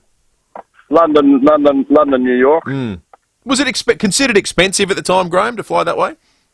I don't think it really was. It wasn't much more than just a normal, at that stage, 747 flight. Yeah, right. Well, it could be returning to our skies. Graham, thank you. And big thanks to Jan as well for sharing their memories of flying on board the Concorde. 27 years of flight before that awful incident in Paris that saw them wind up and end. Not an Iroquois helicopter, a Chinook helicopter. Chinook. Oh, one of the people movers. Yeah. Imagine flying in Lime Manhattan in one of them. Unbelievable. I don't know where Jan was working, but it sounds like a good job. Great call. So we're going to take a break. David Kosh is not too far away. Also, pretty disturbing incident in Littlehampton on the roads. Drunk speeding driver. We're going to replay a bit of a chat with the cops after 8:30. A beautiful part of Adelaide where something very ugly took place on our roads. Time to check traffic. Think about selling your commercial property. Need advice? Talk to the experts at RWC Adelaide. Thanks, Will. Back to school this week, so take it easy around school zones this morning. They'll be very busy. Para Hills, Loose Road, Plate Bridge Road near Somerset Road. Lane closed, City Bank is really slow at the moment. And also slow at Gilman, seeing delays on the Port River Expressway as you're heading to the port. Works at Hallicombe, Lonsdale Road near Perry Bar Road with an early morning camera today, Clareville Road at Campbelltown. Would you rush the cafe owner pouring your hot coffee? If you wouldn't do it anywhere else, why do it on the road? Don't let a car change who you are. Safer driving starts with you. Brought to you by the Australian Government. Adelaide's most accurate traffic on 5AA. The 5AA Sports Show. Rowie and Timmy G. One of our own, sensational coach in his own right, Darren Cale joins us. I'm just wondering, is that the fourth player that you've coached that's reached number one in the world? It is. It is indeed. Very lucky. They're very clear in what drives them. They all have great belief. Work ethic is incredible. The 5AA Sports Show. The three traits that roll through each of the great players. Weekdays from 4 p.m. on 5AA. Always Adelaide. I'll grab a few people I know. We'll mark out some places to go. There's no invitation, just a destination, and that's the best freedom I know. Jump in the Jayco. Jump in the Jayco. Yeah, that's the best freedom I know. Hi, Daniel Talia here, General Manager of Home. That's HAUME. If you're thinking about selling your home and it's in our price range, we'll buy it. Forget spending thousands getting your home ready for sale. We'll offer you market value right now. And the settlement can be up to 12 months if you like, which gives you loads of flexibility. That's how easy it is. To get in touch with us today, visit home.com.au and remember HAUME.com.au. At Home, we buy homes. Oh, here we go. Now, Southern Cross Care. Southern Cross Care understands that your independence and freedom is important. So if you're looking to downsize your family home, but not your lifestyle, it's important to stress, look no further than the wonderful Glen Woodley Estate Service Departments in beautiful Myrtle Bank. These are lovely. I've been in there. It's a great setup. Your private one-bedroom apartment is well appointed, secure and fully serviced, so you'll be able to enjoy services like weekly apartment cleaning. That includes linen, delicious and nutritious meals prepared fresh daily by their very own on-site cook. And the community is warm and welcoming, and you'll be making new friends in no time. Now, that's better retirement living. Apartments are now selling. Visit southerncrosscare.com.au or call 1-800-852-772. That's 1-800-852-772. Southern Cross Care, better for life. If the bank's declined your business loan, No worries. Universal Finance make business loans easy. No financials required. Unsecured business loans and business overdrafts. Universal Finance can help your business now. For lightning fast settlement, sometimes in just a matter of hours. See Universal Finance in Kent Town today. Or search Universal Finance right now. This is general advice only, and you should consider the terms and conditions before determining whether this advice is suitable for your situation. Exploring the journey to starting a family, unlocking nutrition tips, and finding ways to stress less and live more. Health hacks. That's news to me. Visit The Advertiser today. Rosanna Mangiarelli here from 7 News. Join me and Will Goodings for Adelaide's leading news hour, 7 News, tonight at 6 o'clock. Drive away in the Tucson Hybrid by Hyundai from just $46,990 drive away. T's and C's apply. David Penberthy and Will Goodings, 5AA Breakfast. 24 minutes after 8, police home care text line. Someone pointing out that it wasn't just the crash that caused the end of the Concorde. There were modifications subsequently that meant the thing was even more expensive. We've had listeners tell us how few seats were on board, and the business case just didn't stack up any longer. Appreciate that text. Thank you for that. A lot of good texts throughout the morning. We'll get to some more of those in just a moment. Mentioned just before the break this drink driving episode in Littlehampton, which we thought was a typo when we first heard about it. Have a listen. This is Sapole a short time ago on 5AA Breakfast. At 2:50 p.m. Yesterday, police were conducting speed detection duties on the southeastern freeway when they detected a Holden sedan travelling at 173 k's an hour in a 110 k zone. Now, the car was stopped and the driver underwent a breath test, which returned a positive reading of 0.101, and also the driver had 3 passengers with him in the vehicle. And checks on his licence showed that he was a provisional licence holder. The 31-year-old man from Victoria was reported for aggravated excessive speed and drink driving offences. So he was issued a 6-month immediate loss of licence notice, and he will be summoned to attend court at a later date. 63 k's over in Littlehampton, so through the hills. A bit of a pretty windy section up there too. See, the other question I'd ask about this halfwit is, he's 31 and he's on his P's. Is he on his P's because he's just got his licence, or is he on his P's because he's had his licence taken away or suspended because he's a inveterate drunk? Well, what time was it? Mid-afternoon on a Tuesday? Yeah, that's a big start of the week. Cruising around the hills. Unbelievable. Coming up after 8:30 this morning, David Koch is going to join us. We've been all morning talking about the ABS releasing the CPI data today that will be the biggest plank in an argument the RBA makes either way about interest rates going up or down. Koch is going to untangle it all, the key numbers to look out for, and what it might mean about the February meeting, which takes place on the 16th and 17th, likely the penultimate meeting before the federal election. Another one slated for the end of March, 31st of March, 1st of April. So what do you think they're going to do? Do you reckon they're going to cut it? I think it's so I'll tell you this, the banks are pricing in at the moment, it's somewhere in the order of a 70% chance that rates are going to get cut.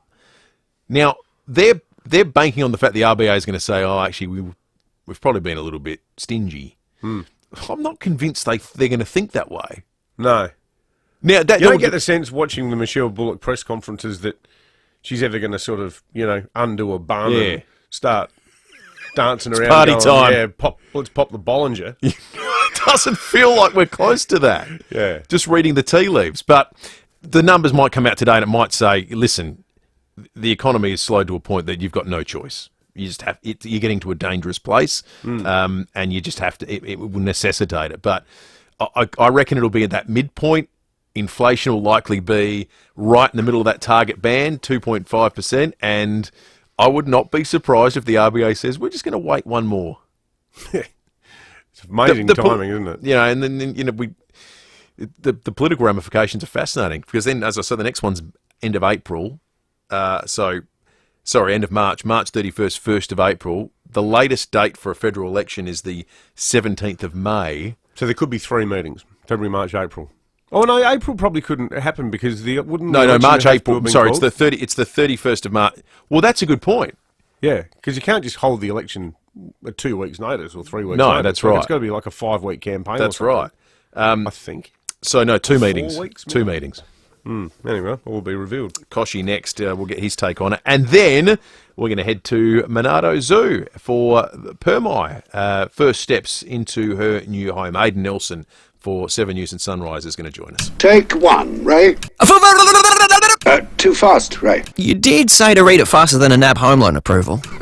Touche, Ray. Search NAB Home Loans. NAB, more than money. T's and C's, fees, charges, eligibility and lending criteria apply. See our website for details. Adelaide's local, trusted and truly connected talkback radio station. 5AA. Always Adelaide.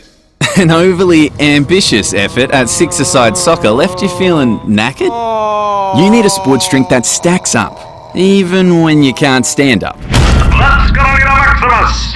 Maximus is for rapid hydration during or after at least an hour of exercise. What starts with A and ends with E? Supplements for you and me. Live life to the full with Arbor Vitae, the anti-inflammatory supplement made from natural ingredients. Arbor Vitae provides relief from the symptoms of mild arthritis and joint pain. It helps maintain healthy blood glucose and cholesterol levels and improves cognitive performance. For Tracy from New South Wales, Arbor Vitae has saved her career. She's a cake maker by trade and suffered with sore hands for years. After trying Arbor Vitae, all her pain disappeared, and she thanks Arbor Vitae for saving her career. Arbor Vitae health supplements are now on sale at Chemist Warehouse, Australia's cheapest chemist. arborvitae.com.au. Always read the label and follow the directions for use. Arbor Vitae.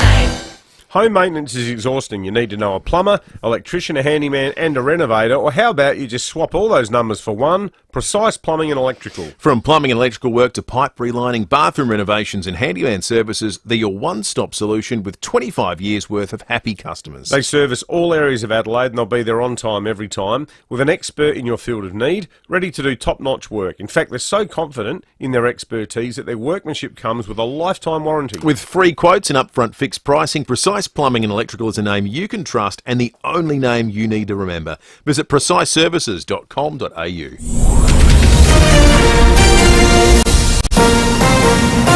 This is 5AA News. Always Adelaide.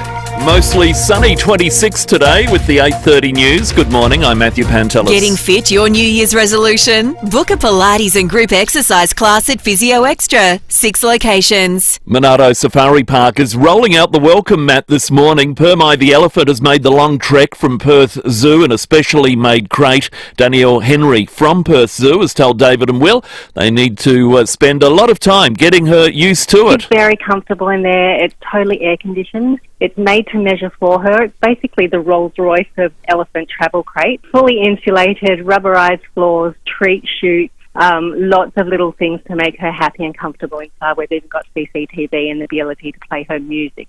A driver has been reported for traffic offences after he was detected 63 kilometres over the speed limit at Littlehampton yesterday. The 31-year-old Victorian man was pinged at 173 kilometres an hour in the 110 zone, also returning .101 to a breath test. There were 3 passengers in the vehicle and checks on his licence showed he was a provisional licence holder. He's lost the licence for 6 months and will attend court, charged with aggravated excess speed, excess drink driving as well. Police are investigating a break-in at Fullerton yesterday where the owner's dog was stolen. Police were called to a home on Fisher Street. Believe the break-in occurred around 1 p.m. Neighbours reported hearing noises then. An 8-year-old red-brown toy cavoodle, Flossie, was stolen from the property. Flossie is microchipped. Police are appealing for witnesses and ask anyone who may have been in the area to call Crime Stoppers. Far North Queensland bracing for a spate of tropical lows with the potential for 3 of them to turn into cyclones. The Bureau of Meteorology tracking 5 lows across northern Australia, which have already begun bringing heavy rain to the region. The first cyclone to form will be called Talia. Forecaster Jonathan Howe says systems towards New Caledonia in the Gulf of Carpentaria and off the coast of Cairns pose the most risk. By the weekend, these 3 systems around the northern Queensland area do have about a 25 to 30% chance of forming into a cyclone. So it's not very often you see 5 tropical lows around northern Australia. Typically you see 2 or 3, but it will be quite an active period over the next week. So yeah, we're definitely keeping an eye, especially on the one closest to Cairns and the one in the Gulf of Carpentaria. University of New South Wales researchers have developed a lifestyle program which shows promising results in reducing the risk of dementia. Nine's Gabrielle Hodson. The Maintain Your Brain online program lasts a year and is personalised to target dementia risk factors, including lack of exercise, poor nutrition, mental health and failing to keep the mind active. A landmark trial has tracked 6,000 older Aussies and found 3 years later they had significantly better cognition. 45% of dementia cases are preventable, and that if the program could delay dementia by just 1 year, it'd reduce its prevalence by 10%. A large bushfire in the southern Grampians has grown in size overnight as exhausted firefighters in Victoria work around the clock ahead of heatwave conditions next week. The blaze is one of 2 large fires burning out of control in the west of the state, which sparked evacuation orders on Monday night. Watch and act alerts are in place for fires in the Little Desert National Park and the Grampians. A new degree for drone users has been launched to train up students for a career in the emerging sector. The Uni of New South Wales offering a Bachelor of Aviation in remotely piloted aircraft. Senior lecturer Dr Graham Doig says it prepares students for several career paths. Cargo deliveries over long distances to rural communities. The emergency response here, but expanded to, flood rescue and bushfire rescue and things like that. Eventually, we're going to be looking at passenger airplanes that may have one pilot or perhaps no pilots. Turning to 5AA Sport. Agostino Mitsubishi's Good to Go factory clearance is on now. Get instant drive-away bonuses of up to $3,000. Good morning, Tom Wren. And a good morning to you as well, Matty. We're going to start with cricket. Sam Constas is expected to be bumped from the Australian side for the first test in Sri Lanka starting this afternoon. Stand-in skipper Steve Smith has confirmed Travis Head will open with Usman Khawaja.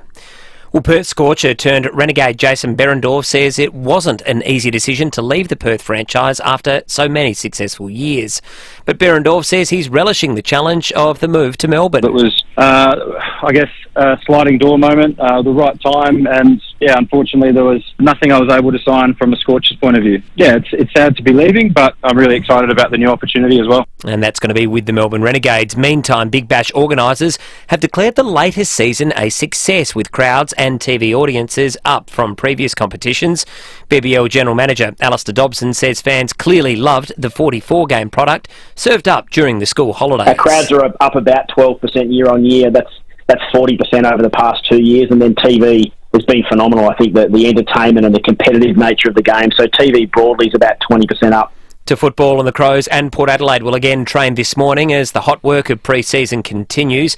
Meantime, there's talk Brisbane is eyeing West Coast free agent Oscar Allen. And in the NBA, Jimmy Butler's been suspended indefinitely by the Miami Heat over a continued pattern of disregard of team rules. And that's the 5AA Sport. Now checking the roads around Adelaide. Thinking about selling your commercial property? Need advice? Talk to the experts at RWC Adelaide. Visit rwcadelaide.com. Back to school this week, so take it easy around school zones this morning. They're busy already. Para Hills, Loose Road, Plain on Bridge Road near Somerset Road. Good Lane Close, City Banshee is super slow. Gilman seeing delays there too this morning. The Port Expressway as you're heading to the port. And we are slow around Victoria Square as they pack down the tour down under Village. Should be wrapped up in a couple of days. You'll find out morning cameras today, Grand Junction Road, Gillis Plains and North East Road at St Agnes. That's getting set up right now. Get the best back-to-school deals at Harvey Norman. Laptops from $328, tablets from $198, headphones from $19. Best brands, best prices, guaranteed. Adelaide's most accurate traffic on 5AA. 5AA's forecast. The heat is on. Keep cool with a cool summer aircon service from Automasters. Mostly sunny and 26 today, 27 tomorrow, 31 for Friday, and hot on the weekend, 35 Saturday, 38 on Sunday, right now 18. Always Adelaide, 5AA. Want a New Year deal on a new VW? At Mawson Lakes Volkswagen, it's easy. They're clearing all 2024 plated VWs so you can pick your dream Volkswagen. Easy. Check out the range of new and demo Volkswagens on sale now. All vehicles are ready for immediate delivery. Plus, we have easy finance options and remember our next day servicing. Mawson Lakes Volkswagen's 2024 plate clearance. You'd better be quick. Salisbury Highway, just a short drive from the city. Do you have a large family home and need affordable ducted reverse cycle air conditioning? Well, at Mannix, we've got a great solution. In a once-only deal, we've made a bulk purchase of large capacity ducted units. So we can now supply and install a ducted system to your home with genuine savings of over $2,500. Conditions apply. This can't be repeated, so don't miss out on massive savings. This is a once-only opportunity. For a free quote, call 1300 Mannix or go online anytime. 5AA Breakfast is streaming live right now. To watch, simply head to 5AA on Facebook or YouTube. Drive away in the Tucson Hybrid by Hyundai from just $46,990 drive away. T's and C's apply. David Penberthy and Will Goodings, 5AA Breakfast. 21 minutes to 9, we're crossing to Monarto Zoo just before 9 o'clock this morning. We should have an eyewitness account of Permai getting out of her, what was it described by the Perth zookeeper as? The Rolls Royce. The Rolls Royce. The Rolls Royce of elephant transport. She'll be getting off and checking out the new digs here. Sounds a bit like a in sort Adelaide. of Jayco, jump in a Jayco. Well, we've got someone suggested that should be on the text line. Yeah, should be on the Jayco for elephants, the elephant Spotify playlist. The pachyderm model, thank you. Yeah, exactly right. All right, we will we'll check in then just before 9 o'clock. Right now, it's time for Koshi. And they could never tear us apart. David Kosh on 5AA Breakfast. 20 minutes to 9, Compare the Market Economic Director, David Kosh. Morning to you, Koshi. Morning, James, and good morning to Jim Chalmers, which should be having a couple of stiff coffees at this stage. What are we, 2.5 hours away from the December quarter inflation figures? I reckon he'd be a tad nervous this morning. Yeah, so 11 a.m. You've been talking about this for a long time, since the end of last year into this year, Koshi. This is the big one in terms of whether we're going to get a rate cut before the election or not. What are the key numbers to look out for today? Or let's put it this way, what are the key figures that Michelle Bullock's going to be looking at today? Okay, she will only be looking at one number, and that is the underlying inflation rate. The trend mean, which is sort of fancy economist talk, but the inflation figure that takes out all of the government subsidies, all of the volatile bits of the inflation figure, which are only short term. So that's the difference. Jim Chalmers talks about the headline rate, which is the one that is the very simple inflation rate that really just takes into account every increase and decrease in prices. The Reserve Bank looks at that underlying inflation rate. That's what to focus on to make sure it comes in between 2 and 3%. If it drops to between 2 and 3%, then I reckon there will be a rate cut in February. If it stays above 3%, I reckon the Reserve Bank will be pretty cautious and probably keep on hold. It seems that the market's pricing in a rate cut already. Do you share that optimism for mortgage holders? I'm a bit on the fence, and to be frank, the markets are as well. They're putting in a 65% chance, 60% chance of a rate cut in February. It will all depend on today's figure, and also there's a fair bit of uncertainty in the world at the moment. Yeah, tending to spook the Reserve Bank. Our low Australian dollar means import prices will be higher. Will that kick up the inflation rate? They've said for the last 6 months they're watching that jobs market. If it stays strong, they're wary. Well, it is staying strong. It's defying gravity and everyone's belief. So, but I think the pressure will be too much. If the underlying rate gets to within 2 or 3%, I think they'll have to cut. Bit of a crappy line today, Yeah. unfortunately, Dave. We're sorry about that, but we got the general gist of what you were saying, and you know you're one of the best analysts of this sort of stuff going around. I was happy to sit that one out and leave you two economic gurus to hardly. Kosh, he's the guru. Go through it all, but hopefully you're right. David Kosh, there compared the market economic director, and of course El Jefe at Alberton. Yes, so the boss. This might be the last chat. So where are we at? End of January, start of next week might be the first time we start having footy chats with Koshy. Oh yeah, bring it on. I mean, obviously, as economic stories break, we'll be talking about them. But February starts feeling like footy season. First week of February is the first time you start saying, "Hang on, when's the first game?" Yeah, hang on, there's a trial game this weekend. I know, that funny, kind of isn't it? stuff. But normally you didn't. It happens in the past. You wouldn't think about it till early March. Yeah. You'd start going, when's the footy? Because it was just always crept like forward. April. It just keeps creeping forward, which is no complaints here. I can Hey, tell you. Cooch's people have sent through some extra info, which is helpful about what's happening on Belair Road. So apparently what they're doing, because someone sent a photo through before saying what's going on, there's some long-term structural problems there with the retaining walls. This is around Cornish Court, Windy Point. So a whole bunch of retaining walls and stormwater drains are being taken out there because of the fact that the retaining walls could obviously give way, which is a less than ideal scenario. It's pretty obviously, very hilly part of the city. So that's what's going on there. 16 minutes to 9. With our listeners have been on Permi Watch this morning. Tina and Craigmore, you've just seen the truck carrying our new elephant. I did. It was very exciting. We pulled over, taking my friend and her son to school. Now, her son's only 8, and he was so excited. He got out, he could see it, and they let him touch it. So he's got a story to tell when he gets to school. How exciting. He could touch Permi. He touched it. Wow. Yeah, it was very exciting. So how did he manage to touch it, Tina? Was she like... There's like her little air holes sort of all around it. Oh, really? And he was allowed to put his hand in and touch its foot. How exciting. What a great story for show and tell. Oh, my word, that's an excellent story. That's excellent. Thank you so much for calling in, Tina. That's the elephant's equivalent if you're driving in a car with thongs on, you feel something crawl across your foot. What the hell was that? That's right. It was the young fella that Tina was driving to school. Yeah, not a huntsman. No, not a huntsman. Hayden Nelson is covering the arrival of our newest elephant for 7 News and Sunrise this morning. Morning to you, Hayden.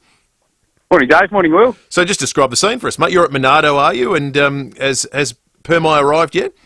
No, we're all eagerly awaiting Permi's arrival. She's coming down the freeway as far as we understand, although the timings have been a bit off. There were a few sort of stops along the way. There's been 12 stops in that 3,000-kilometre journey from Perth. But at this stage, the TV crews are set up. There's been a few, eagerly awaiting spectators here, ready to catch a glimpse, catch a photo maybe. We've got a sign that says free peanuts, so we're hoping she'll see that, get up on her hind legs, maybe salute us with her trunk. I don't know. We'll see exactly what she'll do when she gets here. But she has been in that specialist crate, so she can sort of see out through a couple of portholes. It is temperature controlled, and they have been feeding her these peanut butter sandwiches along the way to keep her sort of happy and content, and it sounds like everything's worked really smoothly. So it sounds like when she does arrive here, she'll be in a really good condition, although she'll have those health checks before. Of course, she does get to go inside the Monardo Safari Park and meet Burma. We don't know if that'll happen today or tomorrow, but we know that that's something that keepers here are very imminently keen on to see, and to see how they interact together, because this is just the start of this herd they're creating here at the Safari Park. Fantastic. What a story.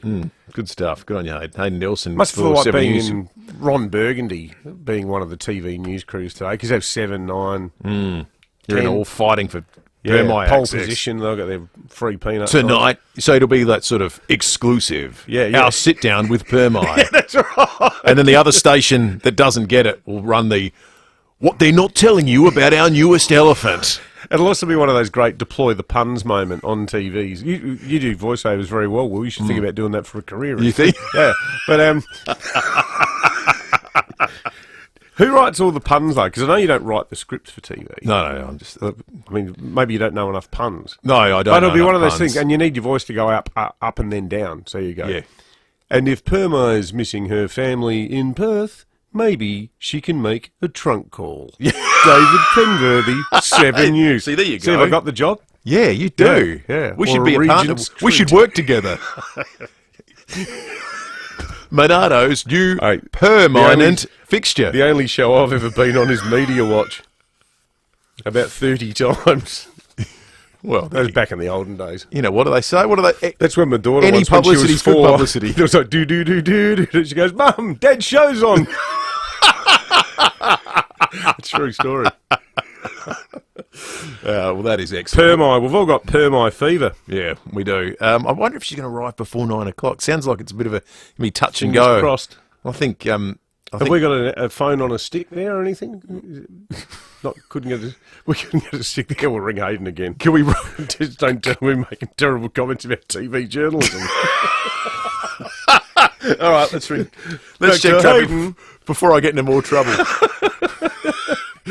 We'll be back to wrap in just a moment. Thanks, Will. Back to school this week, so take it easy around school zones this morning. They're really busy already. Bellevue Heights, residual city-bound delays clearing from earlier crash on Shepherds Hill Road near Sargent Parade, and Para Hills Loose Road, Platter Bridge Road near Somerset Road. Got a lane closed city-bound today. Busy right now, South Road, Karata Park with a camera setting up right now, North East Road at St Agnes. Moving home? Don't do it alone. For every stage of life, Storage King has hassle-free storage solutions. Store before the end of Feb and get 1 month storage free. Search Storage King, conditions apply. Adelaide's most accurate traffic on 5AA. When you buy Fluorio Milk Company milk, you're pretty much buying direct from the farmer. We bottle it and send it straight to the supermarket. We deliver it ourselves too. It means we can give SA dairy farmers the best possible price per litre. So when you buy Fluorio milk, you're supporting SA dairy farmers and their families. Plus, your money stays here in SA. And in these times, that's good for all of us. Look for the local in your supermarket. Fluorio Milk Company. We're for SA dairy farmers. A new garage door to your home can improve the street appeal and value of your most prized possession. Call Gliderol now and order a new door and operator before the end of February and receive 2 extra handsets. Plus, we'll take down and remove your existing door at no charge. Call Gliderol now for a free measure and quote on 1300 799 144. Some T's and C's apply. Retail customers only. Call Gliderol today or visit gliderol.com.au. At Nordic Furniture, the answer is always yes. I'll give you some examples. Do you want to change the fabric? Yes, you can. You want to change the leather and colour? Yes. You want to make the legs longer, the armrests shorter? You name it, they can do it, because the answer at Nordic Design Furniture is always a resounding yes. That's right. For over 50 years, Nordic Design Furniture has been making, or crafting, I should say, bespoke pieces by hand right here in McGill, all from the finest timber and material. And even their foam cushioning is the best you can get. And what that means is that your comfort is assured for many years to come. From dining suites and modular lounge suites to armchairs, recliners, coffee tables, entertainment units and more, every Nordic creation is a statement of refined taste. They don't just make furniture, they make it for you. So get into their wonderful showroom, the Nordic Design Furniture Showroom on McGill Road, Stepney, open 7 days. Take a look on Instagram or visit nordicdesign.com.au. They don't just make furniture, they make it for you. Hi, Brett Ebbett here for Mawson Lakes Mazda. We've been doing deals on a huge range of 2024 plate Mazdas, and we've just received truckloads more of them, all priced to clear. These drive-away deals on new Mazdas include free 12 months rego, free stamp duty, and accessory packs worth $500. Yep, absolutely free. All exclusive to Mawson Lakes Mazda. No gimmicks, just great deals. Mawson Lakes Mazda, Salisbury Highway, T's and C's apply. Drive away in the Tucson Hybrid by Hyundai from just $46,990 drive away. T's and C's apply. David Penberthy and Will Goodings, 5AA Breakfast. 8 minutes to 9. We're getting a chuckle out of the Police Home Care text line. We love Scott from Mobbery. This text has very much put a smile on both of our faces. Scott says, Will, you should write your own stuff for the news. I'd love to hear the pandas described as commie pinko furry doll bludgers. That would make the news worth watching. You call them wong wong and fooning. I call them soft diplomacy and a spit in the eye to our sanctioned exporters. That's right. Good night. That's right. Yeah. And back to you, Rosanna. Yeah. As Adelaide cuddles up yet again at a cost of $1 million a year with a nation that won't recognise Filipino sovereignty over the South China Sea. And that's the way it was, Adelaide. Yeah. Stay classy. Maybe that could be the nice, happy segment that rounds out the news every night. I'd love to change your order queue. We should get Scott, come in here, mate. We'll co-write it. We'll sneak it in there 10 to 6. Scott felt pretty accurate, Scott. I didn't mind that at all, actually. If you're looking for work. That'd be good. Zany outtakes. Exactly right. Lots of love for Permai coming through. Ian says Permai travel in a custom-made jumbo container, the Rolls-Royce of elephant transfers, as it was described to us a little bit earlier in the morning. Not sure what the mechanism or process is by which Peter Malinauskas will be announcing his new cabinet. Obviously, it will involve a trip down North Terrace to see Her Excellency Francis Adamson as Governor to swear in the new ministers. As Paul Starrick wrote this morning, the expectation is that Emily Burke will get some kind of extra kick along, and deservedly so, because she has done a very good job in that uniquely South Australian autism portfolio with that great campaign to get more people with autism into jobs. But there's 4 portfolios that Dan Cregan had. He's obviously retiring immediately on account of a family member who's sadly suffered a stroke. Special Minister of State, Police. We revealed at 8 o'clock that Stephen Mulligan, the Treasurer, is going to add police to his list of portfolios. Well, it'll become his second portfolio. He's just the Treasurer. He's got enough on his plate. A lot of work. But you'd think going into an election year, though, I think the one thing you need to do He'll with be cops busy. is give him a bit more money. Yeah, well, maybe that's why. Can't argue with himself. Yeah, that's right. You know why? You know what's not the reshuffle story is notable for what it's absent, and it's absent any of the usual conversation you'd have about. There's some factional paybacks to make. You got to make sure certain customers get promoted because it's their time. The sorts of things you typically have to do when you don't have an iron grip on the leadership like Peter Malinauskas does. Who now we don't have polling, because no one's polling South Australia midterm, but there's clearly such confidence within the Labor Party that what he decides goes. Yeah. And there's no complaint. There's no backgrounding to papers beforehand about what should happen. And if this happens, look out, because that'll upset the left or whatever.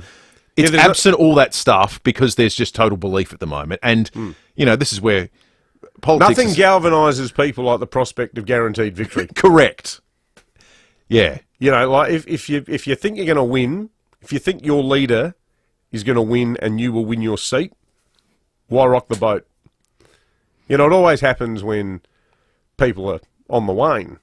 That's why it's certainly in the drain in politics. When things start going bad, the momentum becomes irresistible. Yeah. Because it forces people within to start saying things out that they might just keep behind closed doors, or start arguing publicly for a different direction. It just becomes unwieldy and unruly. But when you're riding high on the hog, and again I say we assume this is the case, and they assume this is the case. We don't have polling that would suggest it one way or the other, but it's a sign of internally there's a great deal of belief there, which is not particularly surprising. Jacqueline said she spat a coffee out before. Sorry about that, Jacqueline. Hope you didn't make too big a mess. Can't waste good coffee. So, Permai still on the move, still some distance away from Monarto. So if you are there, go and check out the little cactus, the lady who sells cactuses in the front yard. They're good. It's got a really good range. That sounds excellent. If you want some San Pedros or something, you can make a fence with them. That's what they do in Mexico. They look terrific. Fantastic. Very good There's an option architectural for you. plants. See an elephant buy a cactus. Absolutely. You're not hearing that in another breakfast show this morning. All right.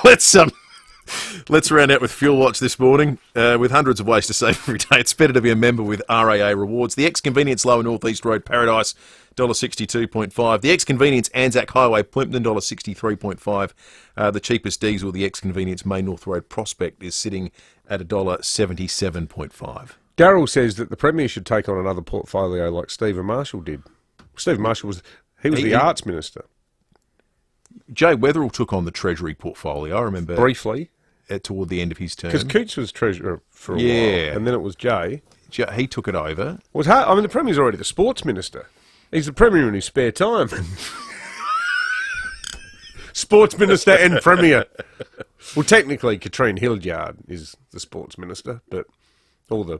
Yeah, every time there's a good news announcement, she's got no chance. You over there. Poor old Katrine. I'm doing this one. Yeah, that's right. The Premier's called. He's got this one, so you just have a sleep in.